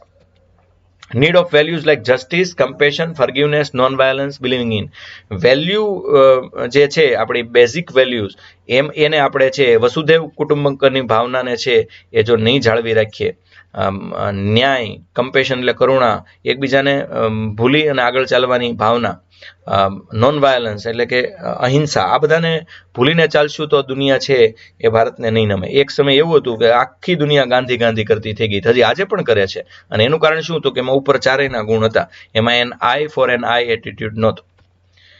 કેસ સ્ટડીઝ કરો. ઇન્ડિયન ફ્રીડમ મુવમેન્ટ હમણાં જ વાત કરી તો એ ગાંધીજીના નોન વાયલન્સના કારણે ચાલી. અશોકની વાત કરો તો એને કલિંગનો નાશ કર્યા બાદ એવું થયું કે હવે ભાઈ આપણે આખો એક નવો અધ્યાય શરૂ કરવો છે, તો એ ધમ્મ તરફ છે એને પ્રયાણ કર્યું અને બુદ્ધમ શરણમ ગચ્છામી. તો છેવટે તો એ જ થવાનું. બુદ્ધમ શરણમ ગચ્છામી એટલે ખાલી સાધુ થઈ જવું નહીં, બુદ્ધમ શરણમ ગચ્છામી એટલે સારું થઈ જવું, એની વાત છે. તો એ કેસ સ્ટડી તમે રજૂ કરી શકો અને આ રીતે તમારો આખો નિબંધ ડેવલપ કરી શકો. વોટર સ્કેર્સિટી, નેચરલ ઓર મેન મેડ. પાણીની અછત છે એ હકીકતમાં અછત છે કે પછી મેનેજમેન્ટનો અભાવ છે? તો બહુ આ નિબંધ એ પ્રકારનો છે કે તમારી પાસે આંકડા, હકીકતો, પોલિસી આ બધું જ બેસ્ટ રીતે પડેલું હોવું જોઈએ. You can start with any anecdote that contextualize the essay topic well, or you can simply explain the essay topic with background as to why this question is relevant now, or you can start with any quote to begin your essay. કાંઈક quotation આપો, કાંઈ એવું કહો કે ભાઈ ત્રીજું વિશ્વયુદ્ધ પાણીના કારણે થશે, આ બધી વાત છે તમે કરી શકો. Your introduction must also include the brief outline of your essay and as well as the thesis statement to reflect your opinion on the question. તમારો શું ઓપિનિયન છે? આ મેન મેડ છે કે કુદરતી છે? એટલે કે પાણીની અછત છે એ હકીકતમાં મેનેજમેન્ટનો અભાવ છે કે પાણીનો અભાવ છે, એ તમારે સાબિત કરવાનું છે. એટલે પહેલા બેકગ્રાઉન્ડની અંદર આવો પ્રશ્ન ઊભો કેમ થયો? તો કે ભાઈ માણસનો સરેરાશ પાણીનો ઉપયોગ આજે વધ્યો છે, પાણીની જરૂરિયાત ક્યાં ક્યાં રહે છે, પાણી છે એ જળ એ જીવન શા માટે કહેવાય છે, આ બધી ચર્ચા કર્યા બાદ હવે ખરેખર આમાં મેનેજમેન્ટનો અભાવ છે કે કેમ એની ચર્ચા કરીએ. બોડી શું રહેશે? જો give arguments in favor of how the water scarcity is natural. Give arguments in favor of how the water scarcity is man-made. પાણીની સરેરાશ અછત પણ માણસની વસ્તી વધવાના કારણે ઊભી થઈ છે, એટલે એ તો કુદરતી છે કે ભાઈ પાણી છે એનો એ મેન મેડ છે. અને આજે કેટલી બીજી તકલીફોના કારણે પાણી છે સમુદ્ર ભણી વહી રહ્યું છે, સુકાઈ રહ્યું છે, એ બધી કુદરતી તકલીફોની ચર્ચા કરો. Give balancing judgment. બરાબર તમારું જજમેન્ટ છે એ લ્યો. Recommendation to counter the challenge of water crisis. અને વોટર ક્રાઇસિસ માટે જે તમે રિકમેન્ડેશન આપવા માંગતા હો, ભલામણ કરવા માંગતા હો તો એ કરો. Conclusion envisage the future of water scarcity and how it been mitigated by participation of stakeholders. ધીરે ધીરે આને કેમ નિવારી શકાય એની ચર્ચા પણ કન્ક્લુઝનમાં કરવી જોઈએ. The earth provides enough to satisfy every man's needs but not every man's greed. આ દુનિયા પાસે એક માણસનો લોભ સંતોષવા જેટલું મટીરિયલ નથી, બાકી દરેકની જરૂરિયાત સંતોષવા માટે બધું જ છે. એમ કહી અને તમે ડેફિનેશન ઓફ વોટર સ્કેર્સિટી આપી શકો. It is a lack of sufficient available water resources to meet. એટલે આપણે જેટલા માણસો છે એ પ્રકારે પીવાનું પાણી અને વાપરવાનું પાણી નથી મળતું. તો we never know the worth of water till the well is dry. Thomas ફ્યુલરે કીધું જ્યાં સુધી બધા કૂવા નહીં સુકાઈ જાય ત્યાં સુધી તમને પાણીની મહત્તા ખબર નહીં પડે. પાણી પડીકામાં વેચાવા જ મળ્યું છે. Rajendra Singh, known as the waterman of India, he says the third world war is at our gate and it will be about water if we don't do something about this crisis. જો આ તકલીફનું કંઈ કર્યું નહીં તો ત્રીજું વિશ્વયુદ્ધ બારણે જ છે અને એ પાણીને કારણે થશે. All the water that will ever be is right now the demands of water usage within a region. જે પાણી છે એનો કેવી રીતે ઉપયોગ કરવો એની વાત પણ તમે કરો. હવે રિલેવન્ટ ફેક્ટ્સ જો. Currently 600 million Indians face high to extreme water stress and about 2 lakh people die every year due to inadequate access to safe water. આંકડો બહુ ભયંકર છે કે 600 મિલિયન ભારતીયો છે એને વોટર સ્ટ્રેસ છે, પાણી કેમ મેળવવું આ પ્રોબ્લેમ છે, અને 2 લાખ તો દર વર્ષે સલામત પાણી, સારું પાણી, શુદ્ધ પાણી ન મળવાના કારણે એ મૃત્યુ પામે છે. By 2030 the country's water demand is projected to be twice the available supply. અત્યારે જેટલું પાણીની ડિમાન્ડ છે 2030 સુધીમાં ડબલ થશે, implying severe water scarcity for hundreds of millions of people lost in the country's GDP in business as usual. તો કન્ટ્રીના GDP નું શું છે, માણસો મરશે એ તો બહુ ખતરનાક બાબત છે, પણ કન્ટ્રીના જે ઉદ્યોગો છે એનું શું છે? There would be a loss of approach. નીતિ આયોગનો રિપોર્ટ છે કે આ રીતે થશે તો શું કરશું? By 2025 an estimated 1.8 billion people will live in areas plunged by water scarcity. 1.8 billion લોકો 2025 સુધીમાં એવી જગ્યાએ રહેતા હશે કે જ્યાં વોટર સ્કેર્સિટી, પાણીની અછત હશે. With 2/3 of the world population, 2/3 ભાગ જગતનો છે એ આ પ્રોબ્લેમથી પીડાતો છે. Compared to today 5 times as much land is likely to be under extreme drought by 2050. અત્યારે જેટલો ભાગ દુષ્કાળવાળો છે 2050માં એના કરતાં 5 ગણો વધુ છે. આ બધા થ્રેટ્સ છે. Arguments in favour of water scarcity is being natural, એ તમે એમ કહો કે ભાઈ કુદરત પણ છે. Location factors, certain regions like Sahara desert, Thar desert are perpetually water scarce regions due to various geographical factors. તમે કહો દાખલા તરીકે સહારાના રણની અંદર કે પછી કચ્છના રણની અંદર કે કોઈ પણ રણની અંદર રણ એની મેળે વિસ્તરે છે, એમાં એ તો કુદરતી છે, એમાં માણસ શું કરે, અને એ જ્યોગ્રાફિકલ ફેક્ટર, ભૌતિક કારણોસર જ્યોગ્રાફિકલ ફેક્ટરના કારણે આવું બને છે. ક્લાઇમેટ ફેક્ટરની ચર્ચા કરો. Pattern of monsoon and its variability for instance create water scarce. એટલે આખી જે પેટર્ન બદલી ગઈ છે એના કારણે પણ આ થયું છે. ડ્રોટ હિટ મહારાષ્ટ્ર, દુકાળના કારણે મહારાષ્ટ્ર, ગુજરાત આ બધાને વારંવાર સહન કરવું પડે છે. Growing demand supply mismatch. Growing population in urban areas and resultant demand supply mismatch. ભારતની વધતી જતી વસ્તી અને ડિમાન્ડ એના કારણે પણ આ તકલીફ થઈ છે. For instance, in 1950, the world's population was about 2.5 billion people. By 2000, global population had reached over 6 billion. During this time, population growth in urban areas increased 29 to 47%. By 2010, more than 50% of the global population will be urban dwellers. 50% લોકો શહેરમાં વસતા હશે, તો ત્યાં પાણી ક્યાંથી કાઢવું, કેવી રીતે કાઢવું, આ પ્રશ્ન તો ધીરે ધીરે વકરવાનો જ છે. અને સ્વાભાવિક છે, લોકો જવાના, લોકો ધંધા ઉદ્યોગ માટે છે શહેર તરફ ગતિ કરવાના જ્યાં સુધી ગામડાઓ છે એ સમૃદ્ધ નહીં થાય તો. Now arguments in favor of water scarcity being man made. તો માણસ કઈ રીતે આમાં જવાબદાર છે? Sustainable agriculture. તો આપણે ત્યાં એગ્રીકલ્ચર જ એવું છે કે જેમાં આપણે પાણીનો બગાડ કરીએ છીએ. આપણે હજી પણ વૈજ્ઞાનિક પદ્ધતિથી ખેતી નથી કરતા, આપણે બસ પાઈ દઈએ, તો એવું નથી. Exhausting water resource beyond carrying capacity. Unsustainable pattern with water intensive crops in Maharashtra and Punjab coping Haryana leading to depletion of ground water table. આજે જે ભૂગર્ભ જળ ઘટ્યું છે એનું કારણ પણ આપણી ખેતી છે, બિનપ્રભાવી ખેતી. Inefficient modes of irrigation, for example unlined canal leading to surface irrigation leading massive evaporation loss. તો આપણી જે ઇરિગેશન પદ્ધતિ છે એ પણ ક્યાંક એવી છે કે જેના કારણે છે એ પાણી બાષ્પ બનીને જતું રહે છે. તો આ ગ્રાઉન્ડ વોટર, સરફેસ વોટર બેયમાં છે એ ઘટાડો માણસની નીતિના કારણે થયો છે. માણસે આ પાણી છે પોલ્યુટેડ કર્યું છે. Criminal justice system. હવે પછી છે એ રેઇનફોલમાં છે એ તકલીફ થઈ છે, એની ચર્ચા પણ આપણે કરવી જોઈએ. તો મિત્રો આ છે એ આપણો લેક્ચર હતો કે જેમાં અલગ અલગ પ્રકારના નિબંધની આપણે બહુ સરસ રીતે છે એ ચર્ચા કરી. હજી ઘણા બધા ટોપિક્સની આપણે ચર્ચા કરવાની છે. હવે પછી આપણે શું કરશું, તો બીજો લેક્ચર આપણે એવો બનાવીએ છીએ કે જેની અંદર છે એ આપણે જે મેં તમને 15 એસે આપ્યા છે, દરેક પેપરની અંદર 5-5 ને આવા 3 પેપર છે, તો એની આપણે પૂરેપૂરી ચર્ચા છે એ કરીશું.